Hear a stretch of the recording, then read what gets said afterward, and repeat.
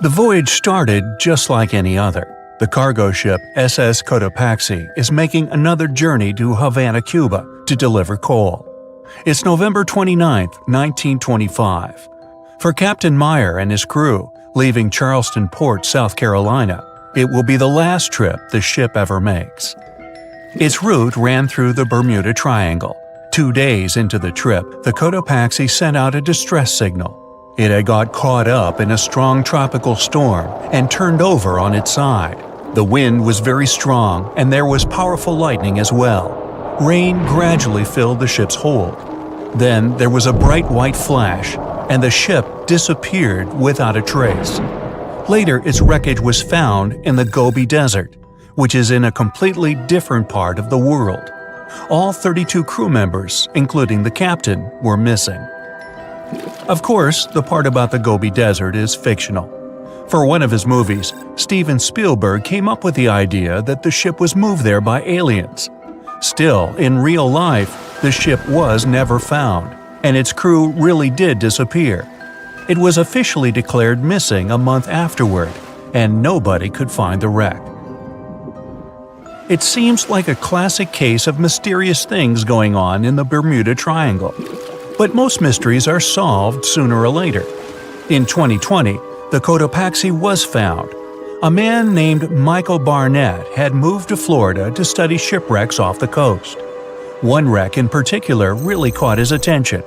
It was much larger than the others, and the locals called it the Bear Wreck. It was about 40 miles from St. Augustine in northern Florida, but no one had ever managed to identify the rusty hull. So Michael started to do some detective work. He measured the size of the shipwreck and started working through all the information he could find. He researched hundreds of old newspapers, leafed through insurance records, and looked at artifacts found on the wreck. After hundreds of hours of hard work, Michael was sure it was the Cotopaxi. But a few years before, there had been a rumor that the same ship had been found off the coast of Cuba. The Coast Guard found the wreck of a cargo ship about the same size that looked a lot like the one lost in 1925. Michael was sure they were wrong, so he teamed up with some science journalists and kept investigating.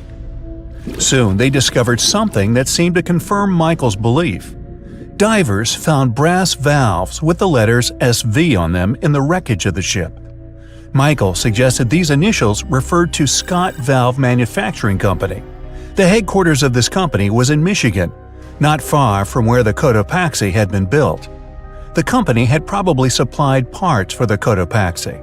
So the puzzle seemed to be solved. The Bear Wreck was really the missing cargo ship. But Michael still needed to work out why the ship had sunk.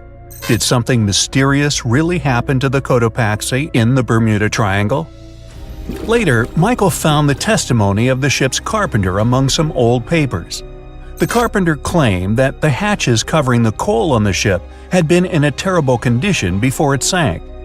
Repair work on the covers wasn't finished before the crew got the order to sail to Cuba. So if the hatch covers were still broken during the trip, water could have easily gotten on board. This water probably flooded the hold during the tropical storm. This was the real reason why the Cotopaxi went down. There was really nothing mysterious about it. It was just a mistake made by ordinary people. But this is just one example out of dozens, or even hundreds, where ships and planes have gone missing in the Bermuda Triangle. We still can't explain some of these incidents. It seems like there really is something weird going on there. One of these strange events happened in 1948. A passenger jet was headed for Miami from San Juan, Puerto Rico. It disappeared in the same area as the Cotopaxi. The 32 people on board vanished without a trace. The weather was clear throughout the flight, but experts think that when the plane was about 50 miles from the coast, it could have been hit by a strong wind that knocked it off course. Years later, a similar plane was found in the area of the Bermuda Triangle, but because no one could work out the registration, it was impossible to say for sure if it was the same one. Something even stranger occurred not long before, in 1945. 5 planes went missing all at the same time. Some trainee pilots were practicing their navigation skills. But when they'd finished, it seems they couldn't find their way back home and disappeared. Many people assume they just ran out of fuel. This seems likely, but still, the circumstances were really strange. The trainees were being supervised by an experienced pilot who had 2,500 hours of flight time. He would never have let a group of newbie pilots get that far away from their base. Even now, people still debate what could have happened. Some insist the pilots ran into something supernatural out there in the Bermuda Triangle. But who knows? And here's another freaky thing that happened there which no expert has been able to explain: time travel. In 1970, Bruce Gernon was flying a plane from Andros Island to the Florida coast. When he was at 11,500 feet, a giant cloud appeared in front of him. It kept getting bigger and bigger, and he had no choice but to fly through it. As soon as he did, the plane was surrounded by darkness. It was as if the day had turned to night in a split second. Suddenly, Bruce began to see white flashes of light around him. They were so bright that they lit up the entire sky. But they weren't lightning bolts, although he couldn't really explain what they were.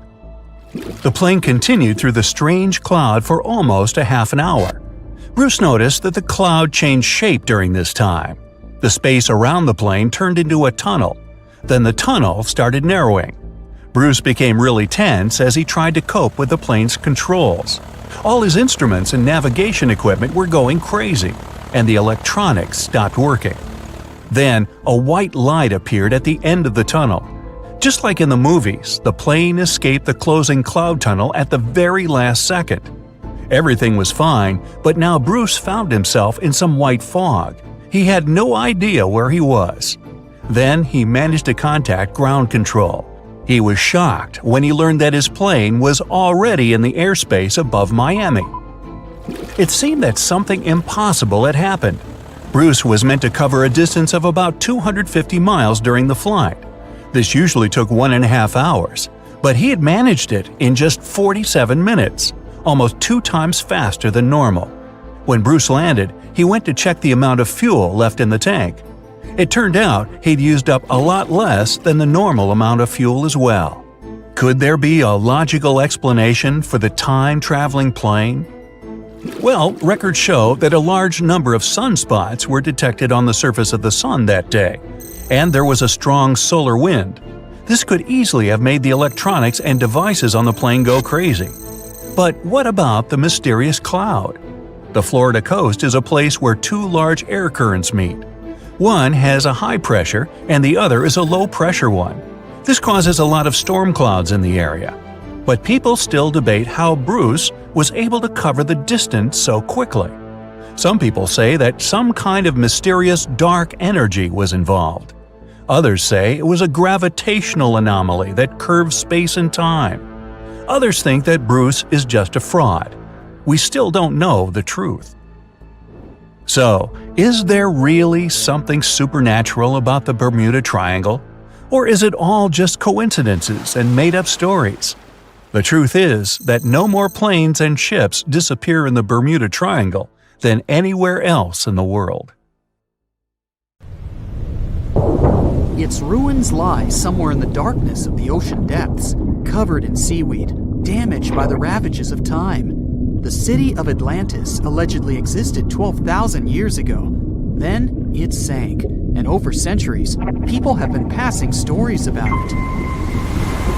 Many think it was just a regular island, but so many legends tell about a powerful empire. Atlantis supposedly was one of the wealthiest and most fascinating cities of its time. Your breath would have been taken away if you had stepped through its central gate. Amazing decorations and towering marble statues were all over the place. The rumor has it, the entire city is under the water now. Some people believe that it's on the seabed somewhere in the Bermuda Triangle. Some even claim that an underwater pyramid in the Atlantic is somehow responsible for all those planes, people, and boats that mysteriously disappear there, and no one can track them later. The story says that in the late 1960s, there was a group of treasure hunters that came across the ruins of an ancient city. It happened during one of their diving expeditions in the Bermuda region off the coast of Miami. They spoke about the intriguing remains of the city and mentioned a glass pyramid they also stumbled upon there. They claimed it was bigger than any other pyramid, even those discovered in Egypt. Of course, those were just stories. But unusual things do happen in that area. For example, volatile water currents or a strong vortex that occurs from time to time. The Bermuda Triangle is one of the best spots for researchers to explore. They go there to study minerals, the seabed, and the Gulf Stream. They study how the ocean influences weather. The geological structure of the planet's crust deep down under the ocean floor is especially interesting. The deepest point in the Atlantic Ocean lies in the Bermuda Triangle. Researchers have done a lot of studies and drilling there to find out what lies a couple of miles beneath the seabed in that area. There's an awesome variety of seabed landforms in the Bermuda Triangle. You can hardly see anything like that anywhere else on Earth, especially if you keep in mind that this is a relatively small ocean region. Look at this shelf with shallow banks. There are also plateaus, plains, and deep-sea trenches. If you believe the Bermuda Triangle is some sort of a trap, you're not wrong, considering its complex geological structure. There are a couple of groups of seamounts in the eastern and northern regions of the triangle. They're mostly unnamed. Some of them are up to 650 feet high. At such heights, they would be considered regular hills on the surface. But by ocean standards, these so-called underwater hills are like small mountains. They're either elliptical or round. You can see that if you take a look from above. There are more seamounts in the Pacific than in the Atlantic Ocean. The underwater world in the Atlantic is less diverse than in the Pacific, unless we're talking about the Bermuda Triangle. The limestone platform that forms the bottom of the triangle is nearly 3.7 miles deep, and this entire thick layer consists of the remains of small ancient creatures. In 2019, a big group of geologists published an article where they claimed that the triangle formed as a result of strong volcanic activity. For years, people believed there were ancient, long-extinct volcanoes that brought the Bermuda Islands from the sea bottom. So, one theory says the Bermuda Islands formed because there were disruptions in magma flows. Pieces of ancient plates that were already in the mantle went up to the surface, and then they mixed. That's how many volcanic islands in the oceans could form. Knowing this, science fiction writers let their imagination run wild. They told stories about scary creatures and mystical cities, or islands, hidden deep down beneath all those layers. All these mysterious stories encourage people to create their own theories. In the 15th century, a well-known man named Christopher Columbus was on what would later become one of the greatest and most important expeditions ever. He was one of the first people to tell stories about a mysterious region that was later called the Bermuda Triangle. This area was first known as the Somers Isles, named after British naval hero and privateer George Somers. But Spanish explorer Juan de Bermudez discovered the island in 1505, and that's when the area got the name it has today. So, Columbus mentioned some pretty strange sightings within the area, starting with a light similar to that of a candle moving up and down in the distance. He immediately warned his crew and asked them to look at the light, which kept vanishing and reappearing. He spoke about stars that seemed to move around in the sky. The needle of their compass went crazy too. But the most unusual thing he claimed he had seen was an unknown glowing object coming out of the sea and shooting toward the sky. Many people these days believe there was nothing really unusual there. Those must have been lights coming from another ship or from the shore. But Bermuda intrigues us today too. It's a roughly triangular area where ships disappear without any trace. Sometimes they show up later, but empty and with not a single person on board. But more often, no one ever finds their wrecks. And it's not just ships. Planes go missing too. The training sailing ship HMS Atalanta was one of the first cases in the string of mysteries of the Bermuda Triangle. The ship left a dockyard in Bermuda and headed in the direction of England back in 1880. It never reached the British Isles. It actually never even left the Bermuda region. It just went missing, and no one ever found any trace of it. Some said the ship disappeared because of a powerful storm they came across on their route. The crew members probably didn't have enough experience to handle such a situation. Back then, everyone wanted to know what had happened to the ship. How could it just disappear like that? It made headlines. People were coming up with all kinds of possible theories about what could have happened. The story continued with the coal carrier Cyclops. In 1918, it sailed off the island of Barbados, and after a couple of days, the situation repeated. The ship disappeared without a trace, along with more than 300 people on board. 3 years later, in 1921, a Coast Guard on the Diamond Shoals near Cape Hatteras, North Carolina, discovered a massive commercial ship that ran aground. The Guard was prepared to help people in trouble, but they had no one to save. The ship was empty. None of the passengers or crew members were there. Some theories about this accident included pirates, but no one really found out what had happened. Flight 19 turned out to be one of the most famous incidents in that area. An entire group of aircraft disappeared in the area in 1945. A further rescue expedition didn't go well either, because one of the mariners with 13 crew members also went missing. And it's not that such things only happened a long time ago. A 29-foot-long ship with 20 people on board went missing a day after it was due to arrive at Lake Worth, Florida. There were neither any records of the ship nor any distress signal.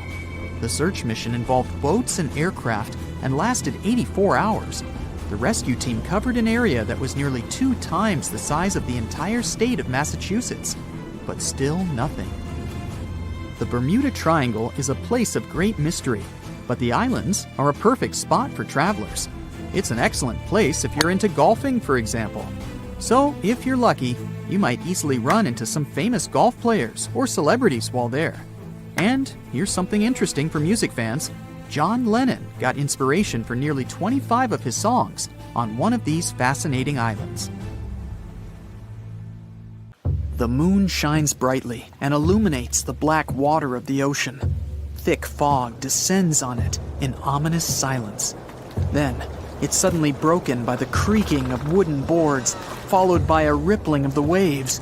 Through the fog, you see the outline of an old, large ship. Its hull is rusty, and a strange cold is coming from it. But the most unsettling thing is that there's no one on the deck. The ship sails without a crew. No, this isn't a mythical Flying Dutchman, but a very real ghost ship. September 2nd, 2019. The British Royal Navy's ice patrol ship, called the HMS Protector, sails through the calm waters of the Atlantic Ocean. The time is 11 p.m. Some of the ship's crew are on deck, while others are sleeping in their cabins. The captain steers the ship and looks straight at the horizon. The sky is lit up by an orange twilight, and clouds float in the distance. Suddenly, against this beautiful landscape, one of the sailors notices the black silhouette of an unknown ship. The captain slows down and steers the ship a little closer to the mysterious vessel. This is an old cargo ship, 250 feet long. Attempts to contact the crew members lead to nothing. It seems the unknown boat is floating in the ocean by itself. There's no one on board, at least, no one alive. The deck of the ship creaks from rocking on the waves. The sun sinks below the horizon, and it gets dark. The ship looks terrifying. British sailors don't dare to climb on that strange deck. They take a photo, post it on the internet, and sail away. Many people on the internet will assume the sailors met a real ghost ship. 5 months later, we're in the village of Ballycotton in County Cork, Ireland. A local leaves the house early in the morning to go for a daily run. Music in his headphones, fresh cool air, and a scenic route are ideal conditions for a good workout. The jogger runs along the road on the coast of the Celtic Sea. There was a strong storm last night, and now the sea looks calm. The man runs along the top of a low cliff and notices a huge vessel. An old rusty cargo ship 250 feet long lies on the beach, right among the rocks. No people on board. It seems the ship has been here for ages, but the local is sure this vessel wasn't here yesterday. A little later, it turns out this is the same ship that the sailors from the HMS Protector saw 5 months ago, thousands of miles from this place. The cargo ship, called the Alta, was built in 1976. Nobody knows who used it all this time and for what purposes. It's only known that in 2017, the ship was purchased by a new owner and marked with the flag of Tanzania. It's important to say that almost all cargo ships are equipped with AIS, Automatic Identification System, which is needed to track ship movements in the ocean. Since 2015, something strange started happening with the Alta's AIS. The ship disappeared from the satellites, then reappeared again. Over the past few years, this ship had changed several names and flags. It's not surprising that its AIS shut off and turned on numerous times. It's said that some of those who disable AIS on their ships do so to hide outlaw activities.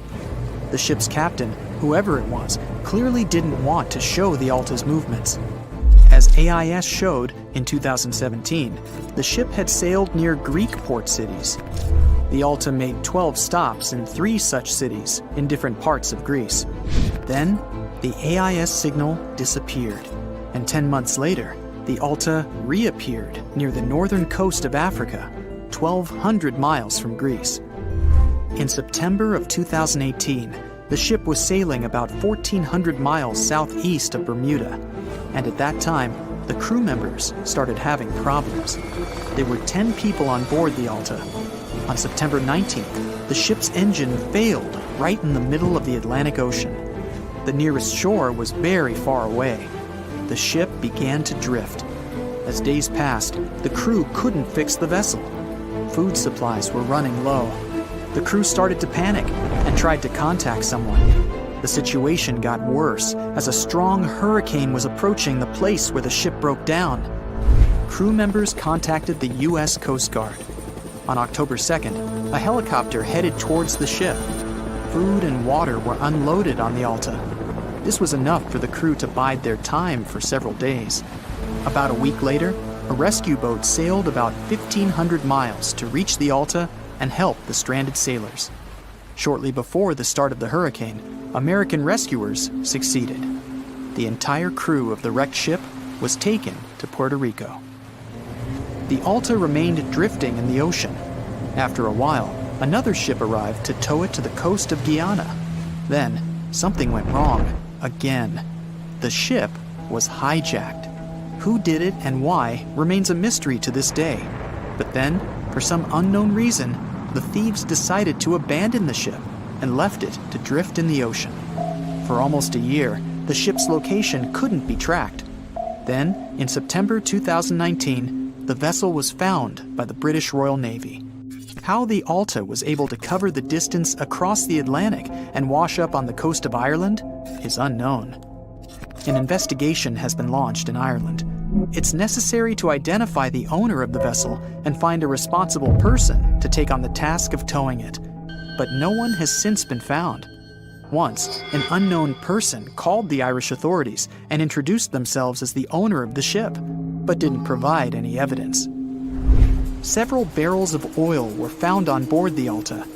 To dismantle the ship, the Irish authorities will need to spend about 10 million euros. Local residents are annoyed by the wreck too. Corroding metal is bad for the environment, and kids have already snuck on board and posted a video on the internet from inside the abandoned ship. The further fate of the Alta remains unresolved. It's still lying there. That ship sailed in the ocean for just 2 years. Now imagine if some other managed to drift for 38. In all that time, no one could catch this ship, and people still seek it. That vessel is called the SS Bechimo. It was a merchant ship owned by a Canadian trading company. In 1931, the ship got stuck in ice off the coast of Alaska. A strong snowstorm began, The team waited a week for it to end, but the storm only intensified. One day, the weather improved a bit, and part of the team was evacuated to the nearest city. Another part of the crew, with the captain, set up camp near the ship. The storm started again and didn't stop for a long time. The blizzard was so heavy that the ship's captain couldn't see beyond his arm's reach. Finally, when the storm was over, the captain saw that the ship simply vanished. He decided the Beachcraft sank during the storm. A week later, the ship was found, drifting near the place where it was lost. The hull of the ship was damaged so badly that it was unsafe to sail on it. The captain decided to abandon the ship. However, it didn't sink. For the next 38 years, it was drifting at various points along the Alaskan coast. Several times, people climbed on the ship, including native Alaskan residents and a group of researchers. Attempts to save the vessel from the sea ended in failure. The salvage operations were hampered by drifting ice and bad weather. The last time it was seen was in 1969. The ship was frozen and blocked by the ice.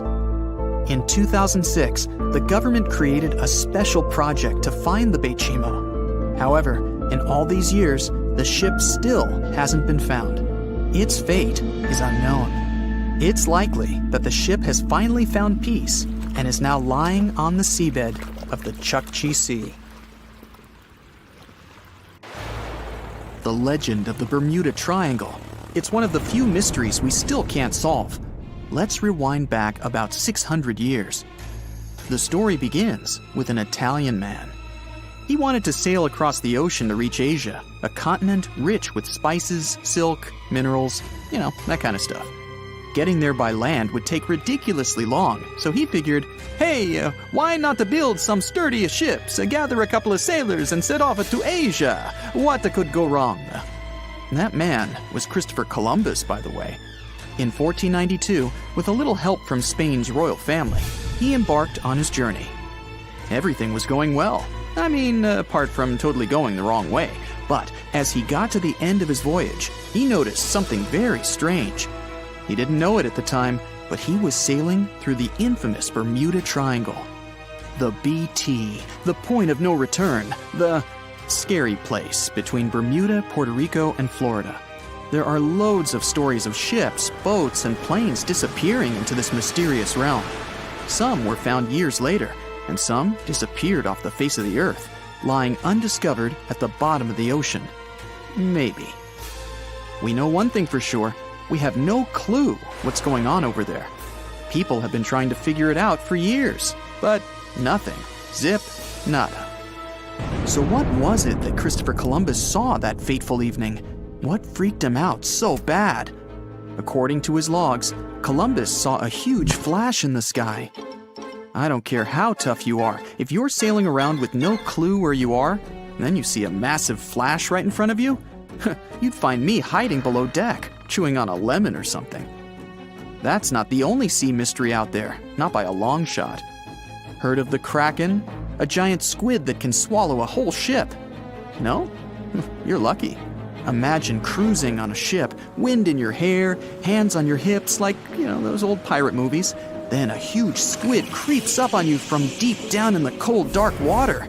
It wraps its tentacles around the ship and drags the whole thing to the bottom of the ocean. Good thing you packed a life raft. How about a colossal sea serpent chasing your boat at full speed looking for a midday snack? That thing is called a leviathan, and you better hope it's not real. Or sirens, mean but beautiful creatures of the sea. They like to hang out on rocks and sing karaoke.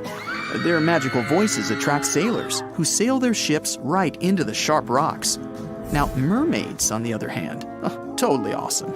They like karaoke too, but they're not into the whole ship smashing thing. Good old mermaids. They're real, right? And let's not forget peg-legged pirates. Arr! Lootin', raidin', saying arr every 2 seconds. Arr! What else do those guys do all day? So back to our Italian friend, Columbus. Maybe he just saw a thunderstorm. Duh, why didn't he think of that? Well, I'm not 600 years old, and I wasn't there. How on earth would I know? Weird thing is, he never mentioned any huge waves or heavy rain. No strong winds either. Just a single flash in the sky. Maybe some dolphins were setting off fireworks or something. After the flash, Columbus wrote that his compass needle started dancing all over the place. This keeps getting weirder and weirder. His report ends with a friendly turtle with sunglasses jumping out of the water, pushing the 3 ships to shore, and everyone went out to get hot dogs. Only kidding. So, what happened? Scientists now think they've got the answer. Drum roll. An asteroid crashed into the ocean. Case closed. But wait, what about that stuff with the compass? What does that have to do with an asteroid? Asteroids come in all different shapes and sizes, but they're like chocolate eggs, the best part's on the inside.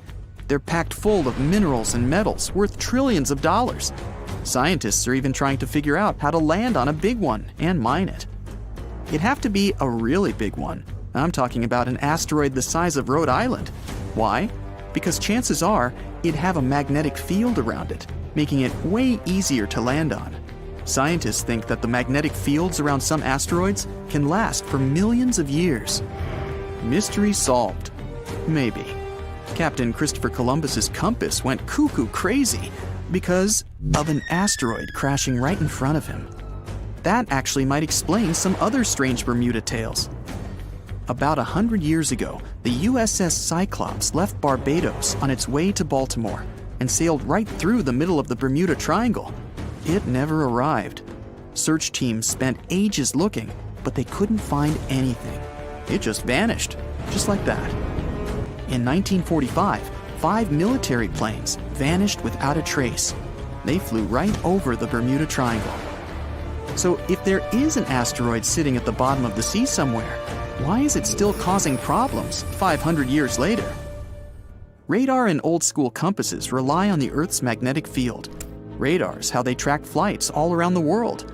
A faulty radar reading? That would be a problem. Try putting a magnet near a compass and see what happens.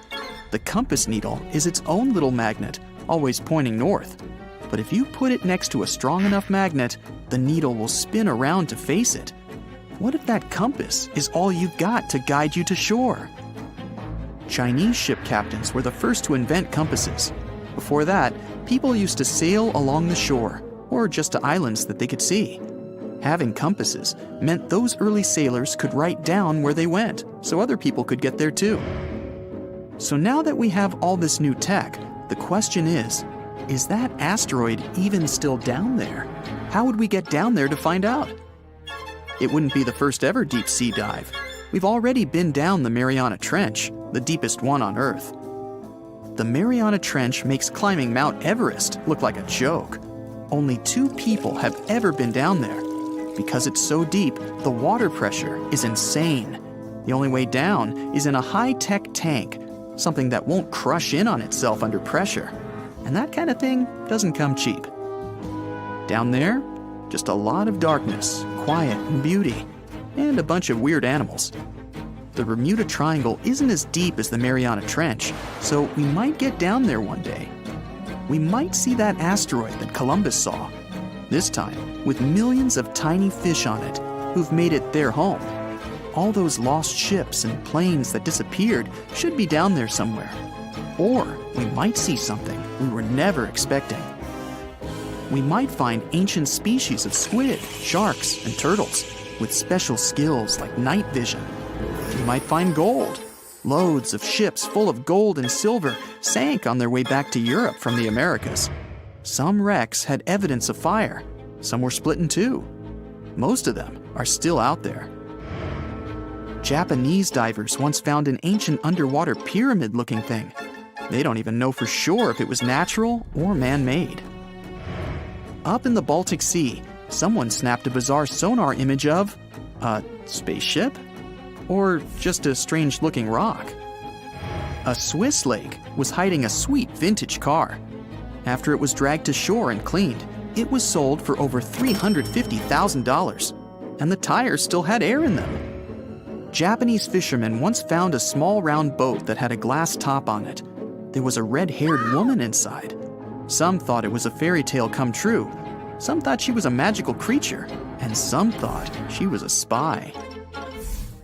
The Bermuda Triangle sounds scary, but the islands near it are awesome.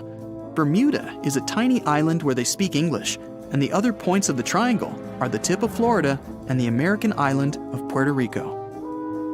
If you draw up a map, trace a line connecting the island of Bermuda, Puerto Rico, Miami, and back to Bermuda, what do you get?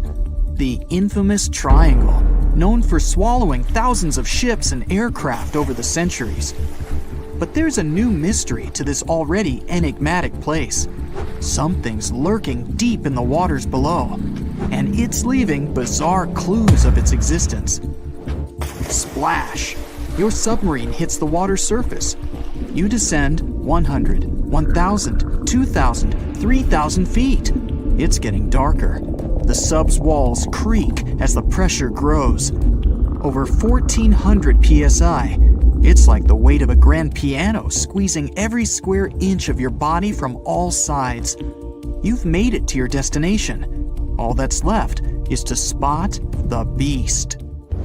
Just in time. Among the black void, you see a bright green glow off in the distance. It's getting closer. As it approaches, it gets bigger. This is it! The creature that's been leaving strange circular markings on fish, dolphins, whales, and even other sharks. Behold, the cookie cutter shark! Don't let its size fool you. It may be no longer than a bowling pin, but this creature is a parasite. It attaches itself to other marine animals using its neatly arranged serrated teeth. With one bite, it fills its belly, detaches, and goes on about its day. Its mobile snack also swims away with its life. The only evidence of this rendezvous, a cookie-shaped mark on its body.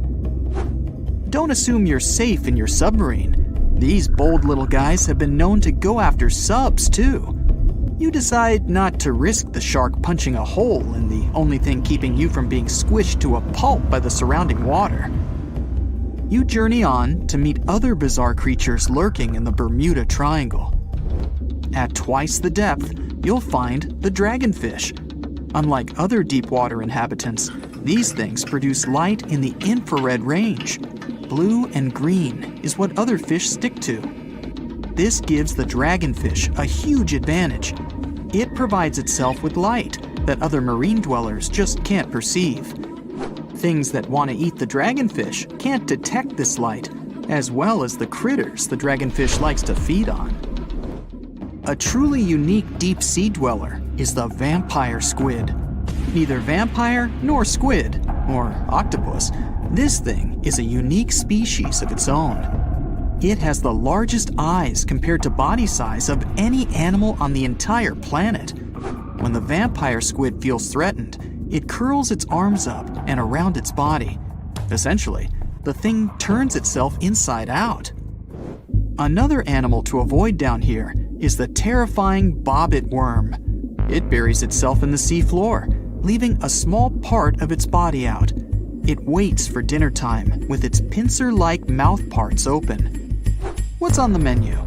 Other worms and fish that can be 7 times bigger than the bobbit.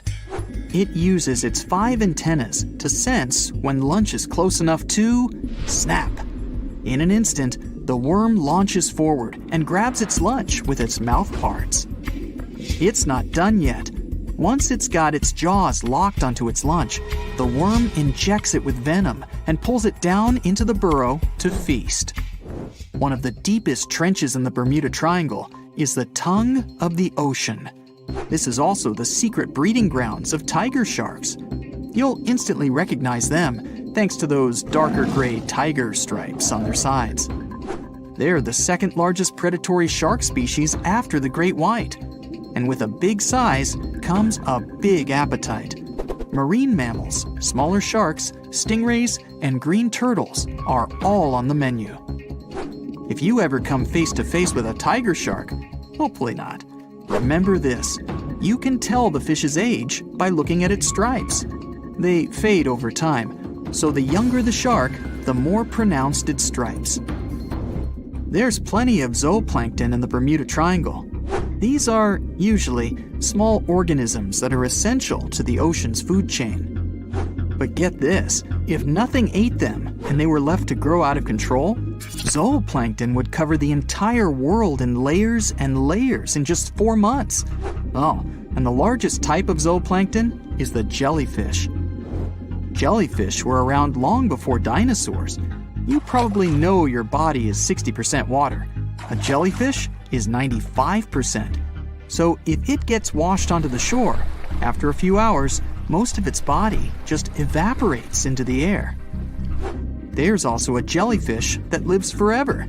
The immortal jellyfish can revert itself back to its polyp stage and then grow again. Sounds like something from another planet, but it's no space jelly.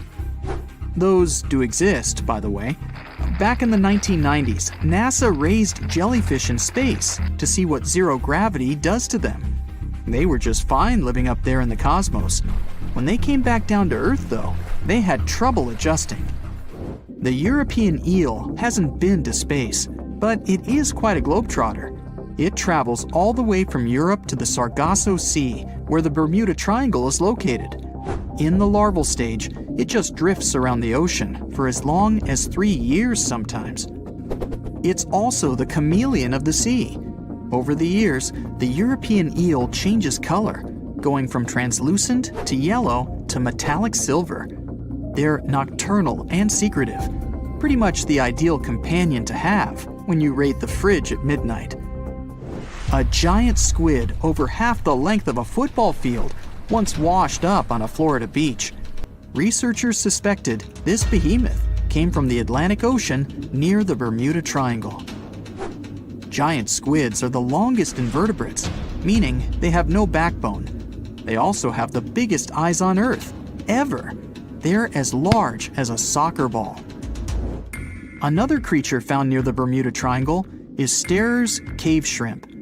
They were so good at keeping to themselves that no one knew these creatures even existed until 2011. Some female cave shrimps carry an impressive number of eggs along with them. Scientists discovered one female had around 2,000 eggs attached to her body.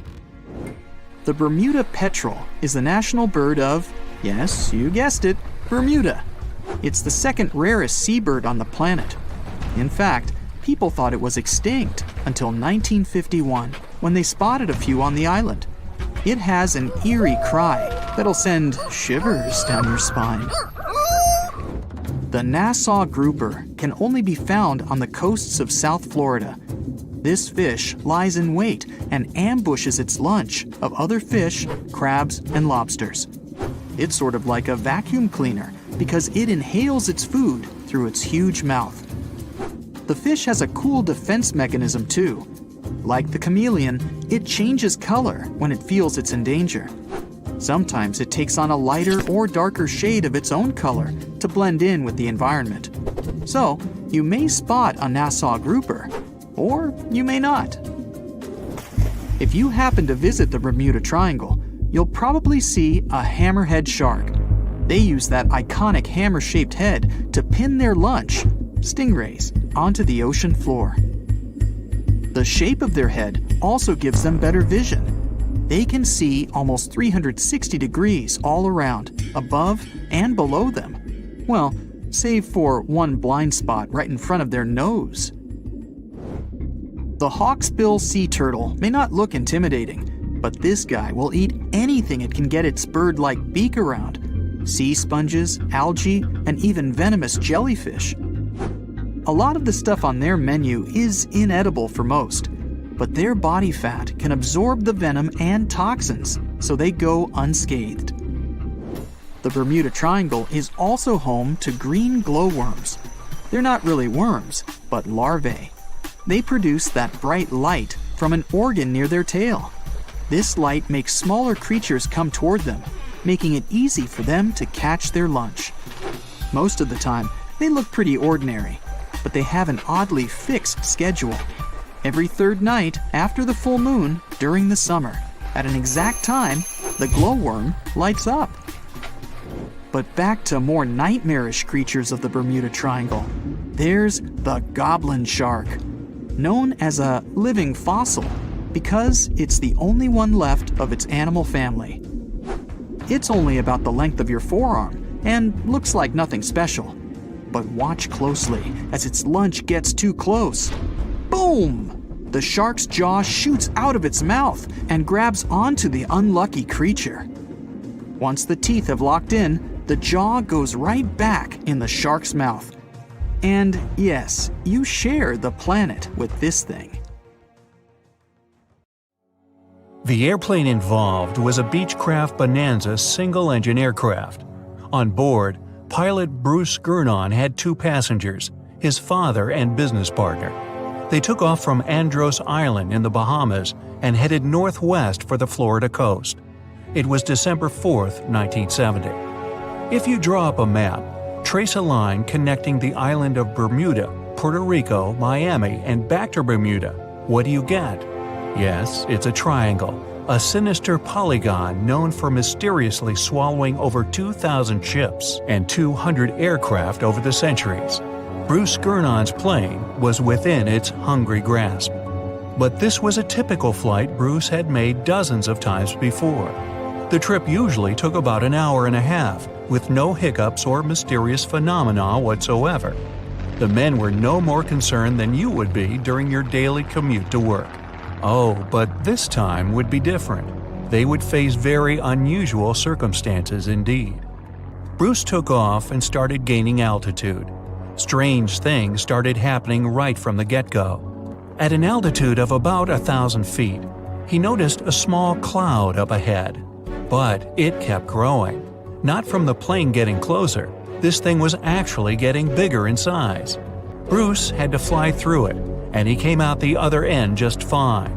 Another mysterious cloud appeared at 11,500 feet. This one was massive, and Bruce had no other choice but to fly through it too. So he concentrated, took a deep breath, and in they went. At that moment, it got dark as night all around the aircraft. Not a single sliver of sunshine got through. But this wasn't a storm cloud, and it wasn't raining. Bruce was starting to get worried, and then, bam! He saw flashes of white light. They would appear and vanish quickly like lightning. But this pilot knew this certainly was no lightning. The flashes were so bright, they lit up the whole space around them. Bruce kept flying for another 30 minutes when he realized this was the same cloud he had gone through earlier when he started to climb. But now the cloud was cylindrical, and the plane was flying through its center. It was about 1 mile wide and seemed endless. Bruce thought he could never get out of that trap. But a minute later, he saw light at the end of the tunnel. He kept that yoke straight ahead. He was almost out of this nightmare. But all of a sudden, unexplainable things started happening again. The walls of the cloud tunnel began to narrow. They were closing in on the plane. The navigational instruments started wigging out. The compass was spinning by itself counterclockwise. The electronic instruments were all malfunctioning. It was like the plane was being operated by something else, or it was moving inside some kind of current.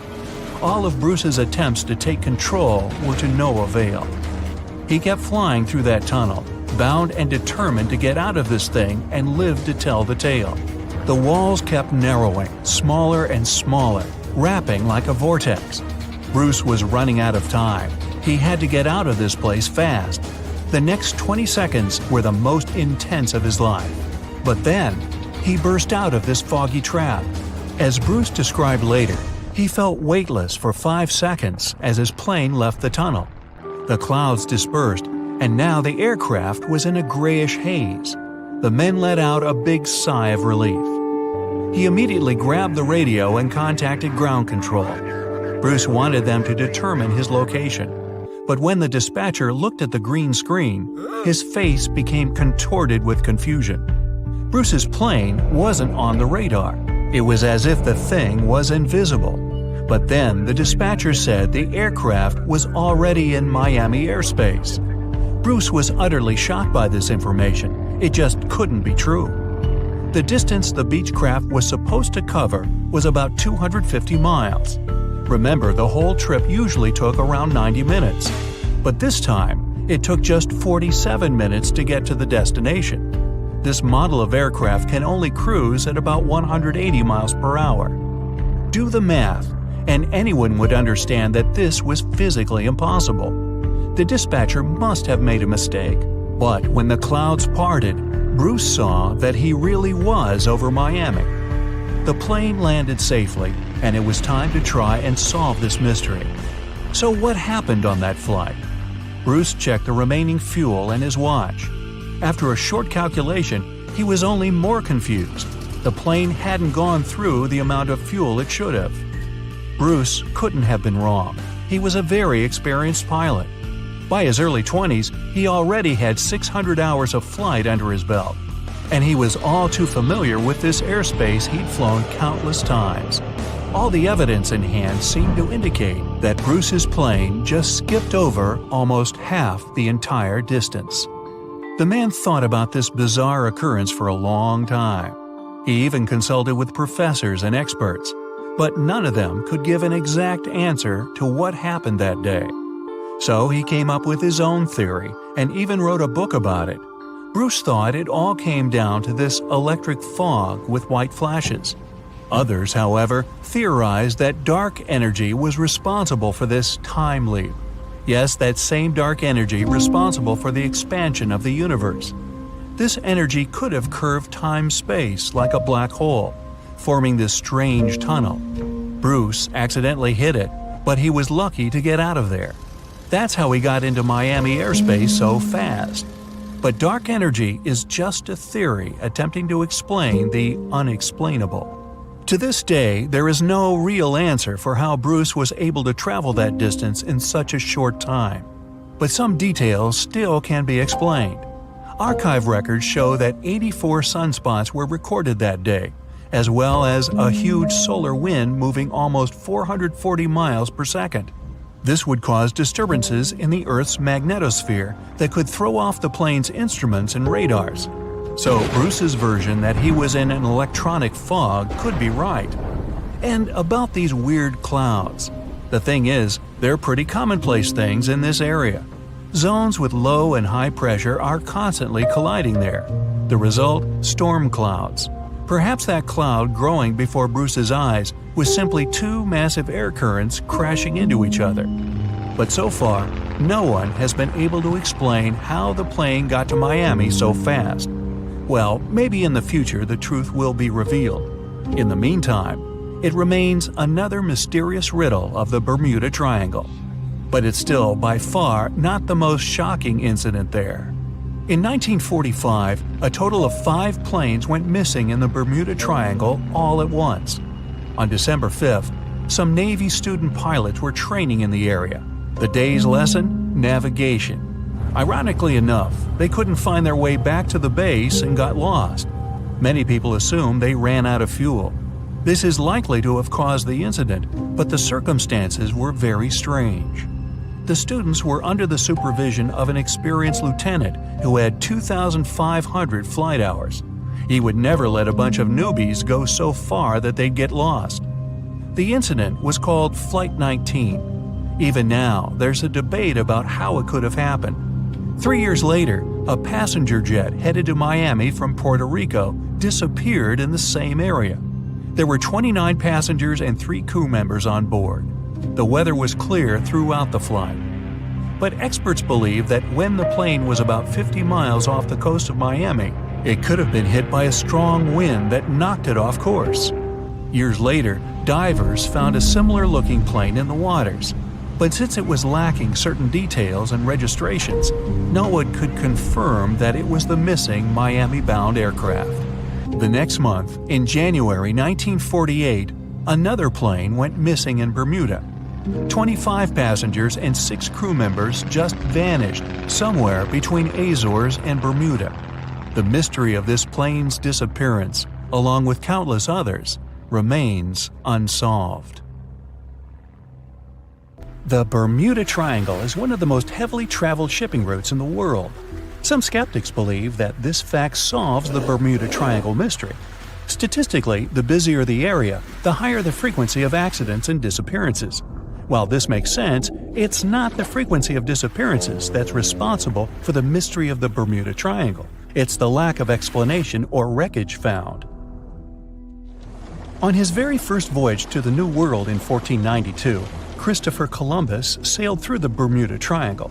Columbus reported that one night, when he was on the deck of the ship, he noticed a giant light appear in the distance, unlike anything he'd ever seen before. Columbus looked at his compass for direction, and it gave off erratic readings. You might have noticed that the Bermuda Triangle doesn't appear on any world map. This is because official institutions refuse to acknowledge that the area actually exists. No one exactly knows how many ships and planes have disappeared in the Bermuda Triangle. The rough estimate is 50 ships and 20 planes. Most of the time, the disappearances had no explanation and no wreckage has ever been left behind. When the TBF Avenger planes went missing, a massive search operation was conducted. Boats and planes searched the Bermuda Triangle for any signs of the aircraft. One of the boats searching was a PBM-5 Mariner airboat. The airboat took flight at 7:27 p.m. and called in a routine radio message 3 minutes later. Then, it was never heard from again. No trace was ever found of the rescue airboat or the 5 Avenger aircraft. A huge investigation was launched into the disappearance of all these vehicles, but nothing was ever discovered. The Bermuda Triangle is home to some pretty intense and unexpected weather. Storms build up quickly and unexpectedly, then disappear soon after. If you blink, you might miss it. This could explain why few distress signals are issued. Pilots and sailors never saw the weather coming. A popular theory suggests that rogue waves are responsible for the many disappearances. Rogue waves are called extreme storm waves by scientists. They occur when different weather patterns take place at the same time and cause large unexpected waves that reach up to 100 feet tall. Witnesses say that the waves look like giant walls of water. These waves could explain why ships go down fast and without leaving any trace. Just off the coast of Japan, you'll find the Bermuda Triangle of the Pacific Ocean. They call it the Devil's Triangle. Between 1950 and 1954, 9 ships disappeared in this area without leaving a trace. The ship Kaio Maroon 5 was sent to investigate these unexplained disappearances when it also vanished. After this incident, the Japanese authorities labeled the area as a danger zone, and sailors were encouraged to avoid it. Some people blame all disasters on the extraterrestrial paranormal activity. Others suppose it's all about raging natural phenomena. Some scientists believe the cause of anomalies is the environmental changes. Also, there's a really high concentration of methane hydrates on the bottom of the ocean in the Pacific Bermuda area. This gas tends to set off, and when it happens, bubbles start forming on the surface of the water. These gas eruptions can interrupt the ability to float and can easily sink a ship. Because of this chemical reaction, there won't be even a trace left. Underwater volcanoes are said to be another possible explanation for the Japanese Dragon's Triangle. In fact, they can take down even small islands. Luckily, nobody lives there. It's a pretty common thing in this area that some of them disappear underwater and others appear out of the blue because of seismic activity. You'll never find the Dragon's Triangle on any official map of the world, so nobody's quite sure about how large it is in reality. In July 2015, 2 teenagers disappeared after setting sail off the coast of Florida. There's some mystery about what the 2 teens were really getting up to. They told their parents that they were just going to fish, but they told their friends that they were crossing to the Bahamas. Shortly after they left, a line of thunderstorms moved towards the area, and the boys were never heard from again. A massive search was conducted, but sadly, nothing was found. 1 year later, the pair's boat was found off the coast of Bermuda with a broken iPhone and some personal effects left inside. One of the most popular and bizarre theories trying to solve the Bermuda Triangle mystery comes from Charles Berlitz. He insists that the area is home to the lost city of Atlantis. The missing ships and planes and malfunctioning equipment, according to him, were all caused by rays of energy let out by the special energy crystals that power Atlantis. While this sounds silly, Berlitz's theory was convincing enough that over 20 million people bought his book worldwide. Previously, the compass wouldn't work well in the Bermuda Triangle since the lines of the two poles coincided here, true north and magnetic north. But if you fall into this line, your compass will behave strangely. But the magnetic north is constantly shifting, and now it's far beyond the triangle. No legend says pirates of the last centuries operate in the Bermuda Triangle, or that the Flying Dutchman makes other ships disappear. A popular theory is that ships travel to the distant past or future through a time portal in the Bermuda Triangle. Fortunately, these are all myths. Just imagine hundreds of giant tentacles reaching out to a group of ships sailing through the Bermuda Triangle. In the past centuries, they could easily sink an entire fleet, since the ships were made of wood and were lighter. Squids wrapped decks with their strong tentacles, made holes in the ship's hulls with their sharp beaks. Toothy suction cups could break the masts and tear the sails. The water was filling the holds and slowly rising to the deck. The ship sank in a matter of minutes. Survivors reached the shore and told everyone about huge monsters. This is how the legends of the Kraken appeared. Fortunately, now people have sonars and equipment for monitoring the sea space. They say the main reason why this place is so enigmatic must be the magnetic fields that form this ominous triangle. Ocean floor is made of rocks containing a lot of magnetite. It's more like iron. Magnetic fields react to the high concentration of magnetite on the ocean floor, which may start a sort of conflict between the two. It can often lead to various weather anomalies and, as a result, navigation issues. And naturally, any changes in the ocean floor or the Earth's magnetic fields influence the Bermuda Triangle a lot. Magnetic fields tend to shift their position, so do tectonic plates and even the continents, even though we never notice it. The skies are usually very clear there, but back in 1883, some people witnessed abnormal things in the area. Some claim to have seen large blocks of ice falling from the skies, and the crew even managed to save one as hard proof. Seems like the Bermuda Triangle has an alternate not only on Earth, but even in space. Spacecraft usually don't disappear into thin air though, like there's no air. This anomalous area is really large and stretches right above the South Atlantic. It occupies the area from Chile to Zimbabwe and sits right at the point where Van Allen radiation belts are the closest to the surface of our planet. The Earth has two such belts, which come in handy trapping the particles that shoot in from the Sun. They do a great job protecting the Earth from radiation. The magnetic field there is lower, so it allows the Earth's radiation belt to come closer to the surface. Whenever a satellite passes by, it will be exposed to radiation, which might lead to serious damage. So, no satellite can take pictures of it. The South Atlantic anomaly is part of the Earth where natural radiation just flows out of control. Still, there is little evidence that all these triangles are really dangerous. Many believe the Bermuda Triangle itself has been proven time and again to be nothing but a work of fiction. In fact, some shipwrecks, such as the Ellen Austin, gained popularity in the middle of the 20th century, while nobody even thought of drawing a triangle in the Bermuda area before that. The mystery was popularized by science fiction writers and became a common myth, while no serious research proved it any more dangerous than other parts of the world's ocean. So, the crew of the Ellen Austin back in 1881 weren't even aware of the Bermuda Triangle back then, let alone afraid of it. What do you think?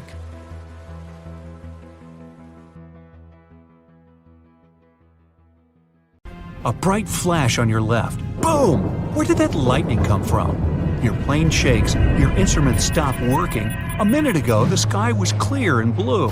Now, it's pitch black.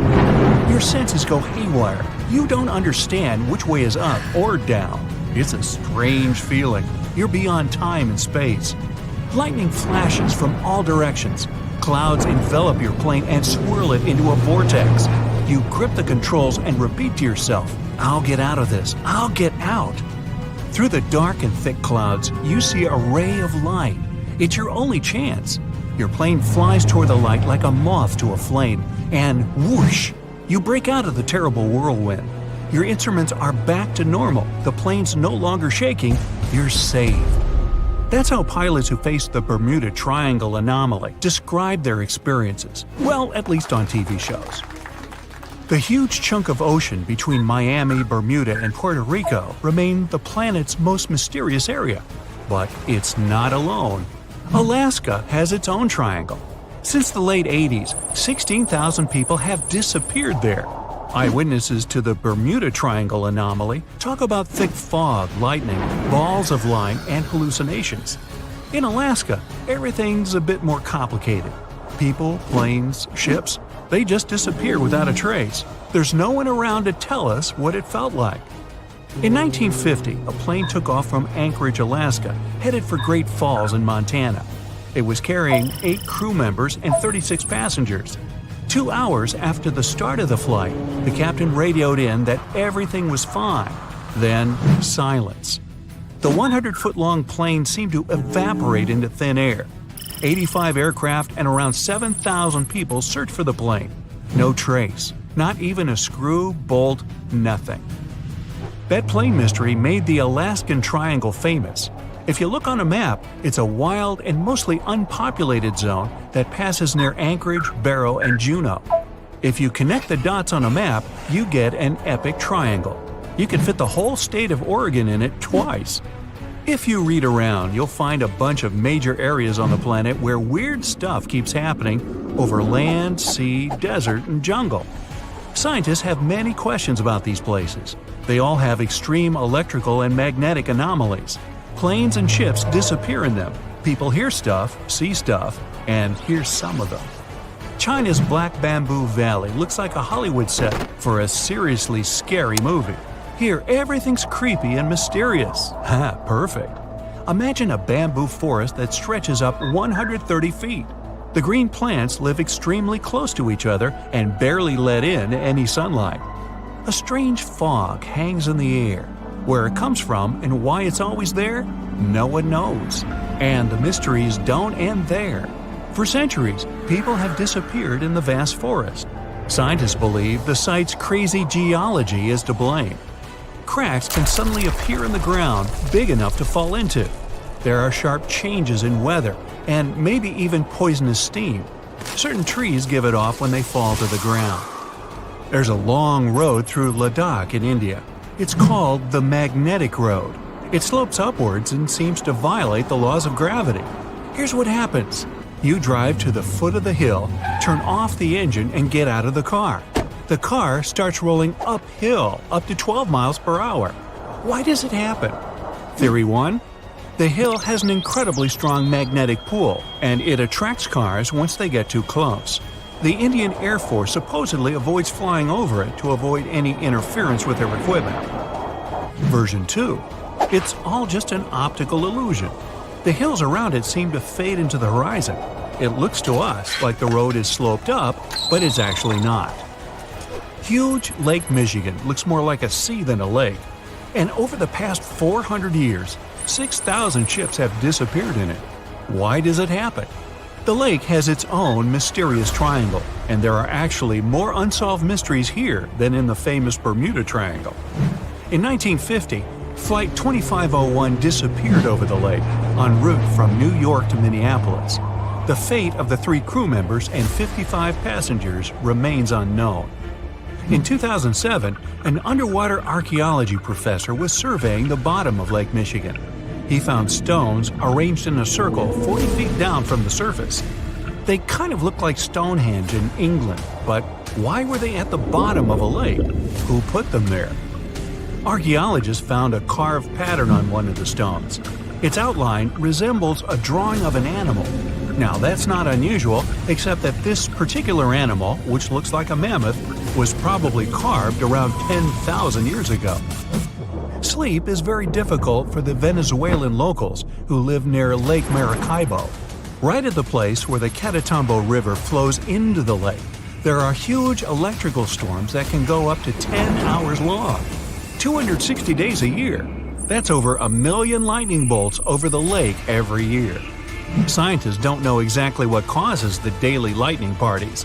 Some people think it's due to the gas methane which comes out of the ground. Other scientists blame uranium deposits in the soil. Nowadays, though, most researchers are sure that the lightning's caused by weather. Cold mountain air smashes against warm sea air. The result? A lot of friction and moisture, the perfect combo for near-nightly natural fireworks. It's super loud and kind of annoying if you live nearby, but the area is really important for the planet. It helps regenerate our vital atmospheric ozone. And the one that started it all? The Bermuda Triangle. Planes, ships, all gone without a trace. The theories are endless. Scientists even think there might be a huge meteor at the bottom of the sea that emits its own magnetic energy. It might have confused the navigation equipment on all those unlucky carriers. And it's been going on for a while. Researchers think that it was causing trouble even way back in Columbus's time. As far as Alaska's concerned, magnetic anomalies are a dime a dozen. Around here, your compass might be off by 5, 30, or even 60 degrees. But equipment malfunction isn't really enough to explain the disappearance of so many aircraft and people in this absolutely massive state. Alaska is wild.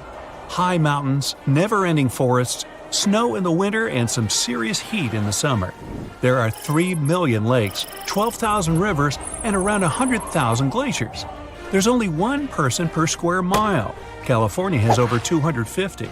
You could walk for days, weeks, even months without seeing anyone, except maybe a bear or two. And the days and nights can be really confusing this far north. Tourists from all over the world dream of coming to Alaska to see the planet as it was before. No concrete jungle, no endless roads, warehouses, and cornfields. But this isn't just a beautiful place.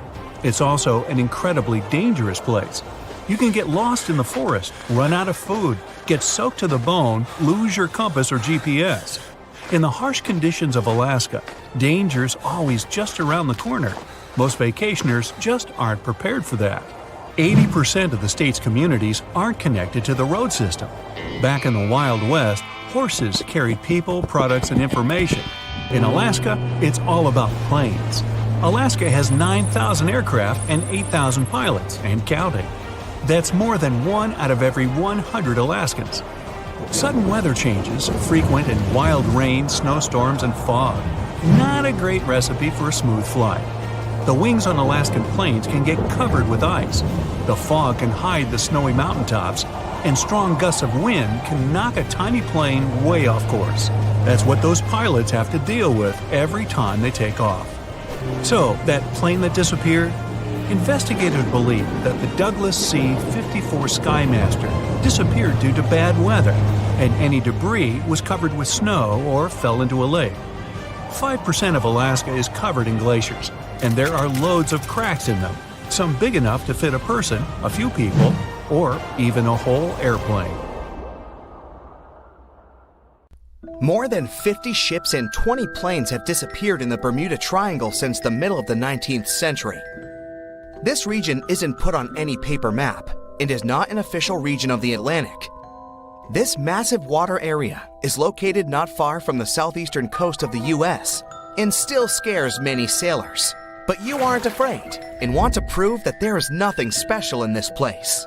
You sail to the center of the Bermuda Triangle on a small fishing boat. You turn off the engine and wait.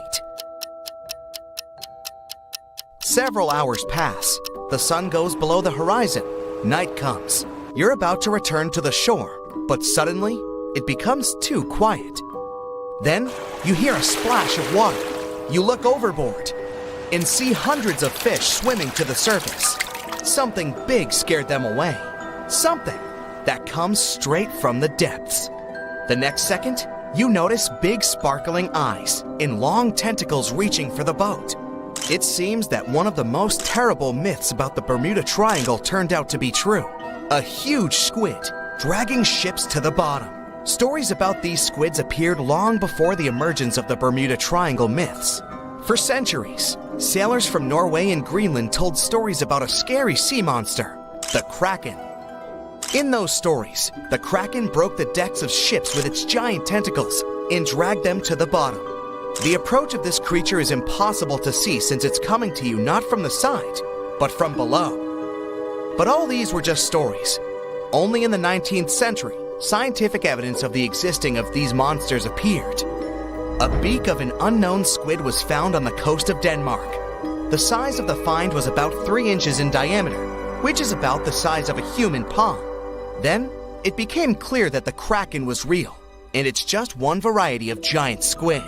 Since then, more than 21 species of giant squid have been described, but the first video with this monster was recorded in 2004 in the waters of North Atlantic, not far from the Bermuda Triangle. Marine biologists used a lure to draw the squid out of the depths.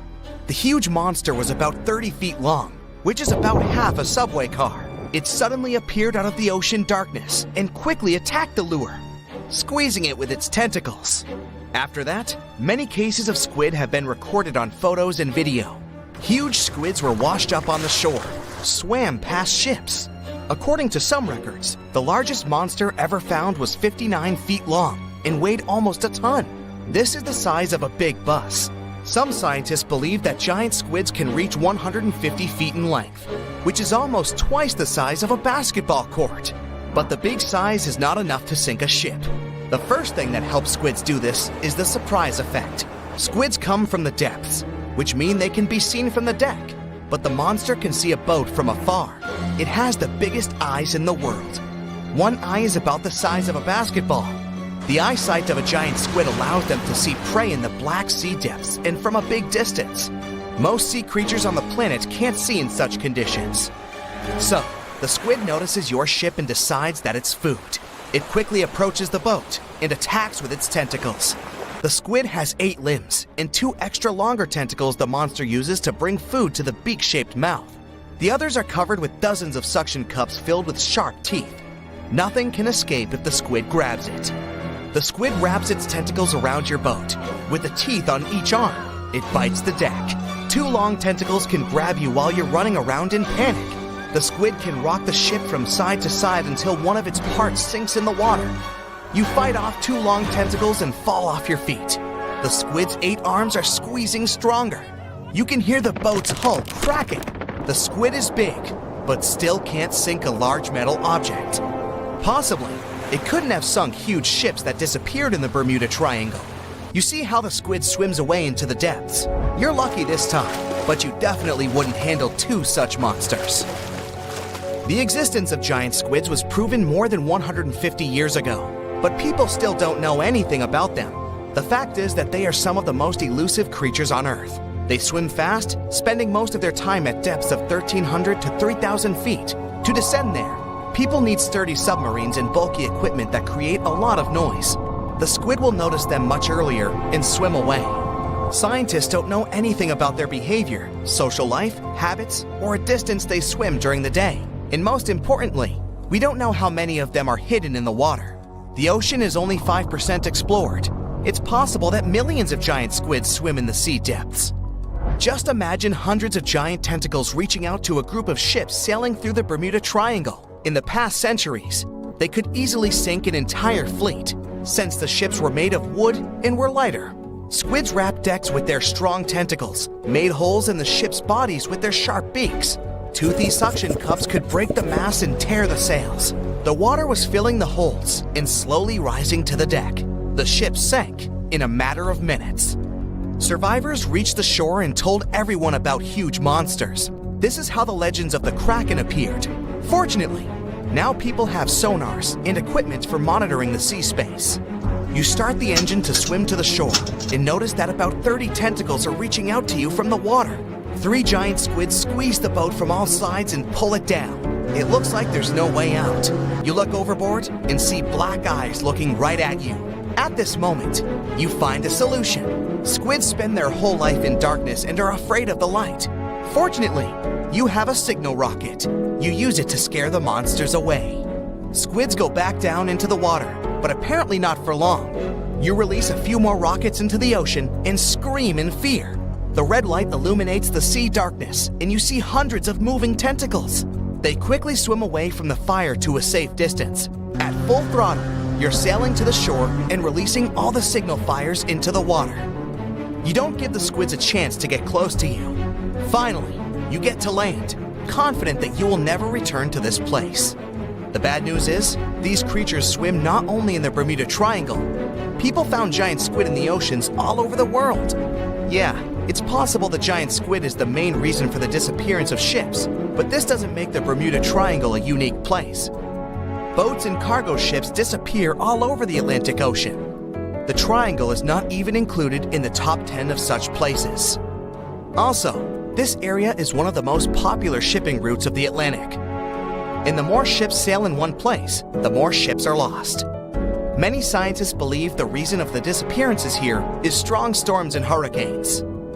Bermuda is located in an area of high pressure, which diverts thunderstorms towards the Triangle. The waves reach such sizes here that they can turn ships over. Thunder and frequent flashes of lightning disable planes. The Earth's magnetic field is weakened at the location of the Triangle. This field works as a shield, which repels solar particles. Here, solar radiation passes through the upper layers of the atmosphere and can negatively affect the electronics operation. Also, there is a theory that says that the Bermuda Triangle is the center of a magnetic anomaly. But scientists made many checks of the magnetic map of this region and haven't found any oddities.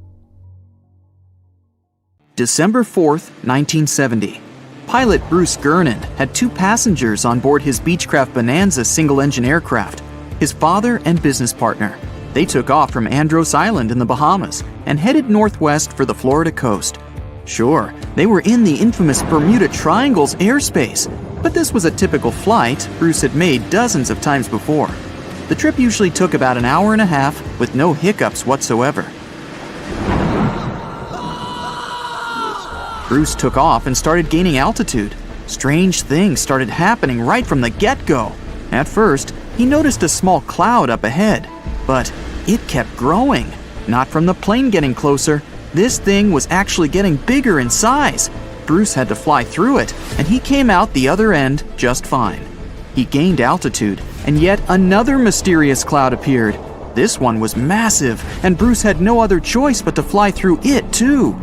At that moment, it got dark as night all around the aircraft. But this wasn't a storm cloud, and it wasn't raining. Bruce was starting to get worried, and then, bam! He saw flashes of white light. Bruce kept flying for another 30 minutes when he realized this was the same cloud he had gone through earlier when he started to climb. But now the cloud was cylindrical, and the plane was flying through its center. It was wide and seemed endless. Bruce thought he could never get out of that trap, but a minute later, he saw light at the end of the tunnel. But all of a sudden, the walls of the cloud tunnel began to narrow. They were closing in on the plane. The navigational instruments started wigging out. The compass was spinning by itself counterclockwise. The walls kept narrowing, smaller and smaller, wrapping like a vortex. The electrical instruments still going haywire. Bruce was running out of time. He had to get out of this place fast. A grueling 20 seconds later, he burst out of this foggy trap. As Bruce described later, he felt weightless for 5 seconds as his plane left the tunnel. The clouds dispersed, and now the aircraft was in a grayish haze. The men let out a big sigh of relief. He immediately grabbed the radio and contacted ground control to determine his location. But when the dispatcher looked at the green screen, his face became contorted with confusion. Bruce's plane wasn't on the radar. It was as if the thing was invisible. But then the dispatcher said the aircraft was already in Miami airspace. Bruce was utterly shocked. It just couldn't be true. Remember, the whole trip usually took around 90 minutes, but this time, it took just 47 minutes to get to the destination. His plane didn't magically gain some supersonic speed beyond the model's limited max cruising speed. This was physically impossible. The dispatcher must have made a mistake. But when the clouds parted, Bruce saw that he really was over Miami. The plane landed safely, and it was time to try and solve this mystery. Bruce checked the remaining fuel and his watch. After a short calculation, he was only more confused. The plane hadn't gone through the amount of fuel it should have. Archive records show that 84 sunspots were recorded that day, as well as a huge solar wind. This would cause disturbances in the Earth's magnetosphere that could throw off the plane's instruments and radars. But so far, no one has been able to explain how the plane got to Miami so fast. Maybe in the future, the truth will be revealed. In the meantime, It remains another mysterious riddle of the Bermuda Triangle. April 10th, 1912. You're on the coast of the Atlantic Ocean, in a small port town. Hundreds of people, and you among them, are going to board the huge, majestic ship. It's 3 times as long as the Statue of Liberty is tall. The ship is considered the most advanced and unsinkable watercraft of its time. You can see hundreds of luxury cabin windows on its deck, and the Titanic inscription on the magnificent iron hull. This day, the famous superliner set off on its first and last voyage from Southampton to New York. But now, you'll see an alternate story. You can hear a crew member announcing the start of the Titanic's trip. The ship sails from Africa to Bermuda, and the cause of its catastrophe will not be an iceberg at all. For 4 days, Titanic sails through North Atlantic waters. The sun warms the ship so much that during the day, all the passengers sit inside the ship. In the evening, when a cool breeze descends on the ocean, all the people go up on deck to watch the beautiful red sunset. Midnight, April 15th. You're sitting in your cabin reading a book. You're usually asleep at this time, but right now, you're just flipping through page after page. You close the book and look around the cabin. You feel like someone's watching you. You get up and break out into a cold sweat. An inexplicable feeling of anxiety permeates your body and causes goosebumps. You look out the cabin window where the ocean spray is banging the glass, but you can't see anything. There's a thick fog outside. You leave the cabin.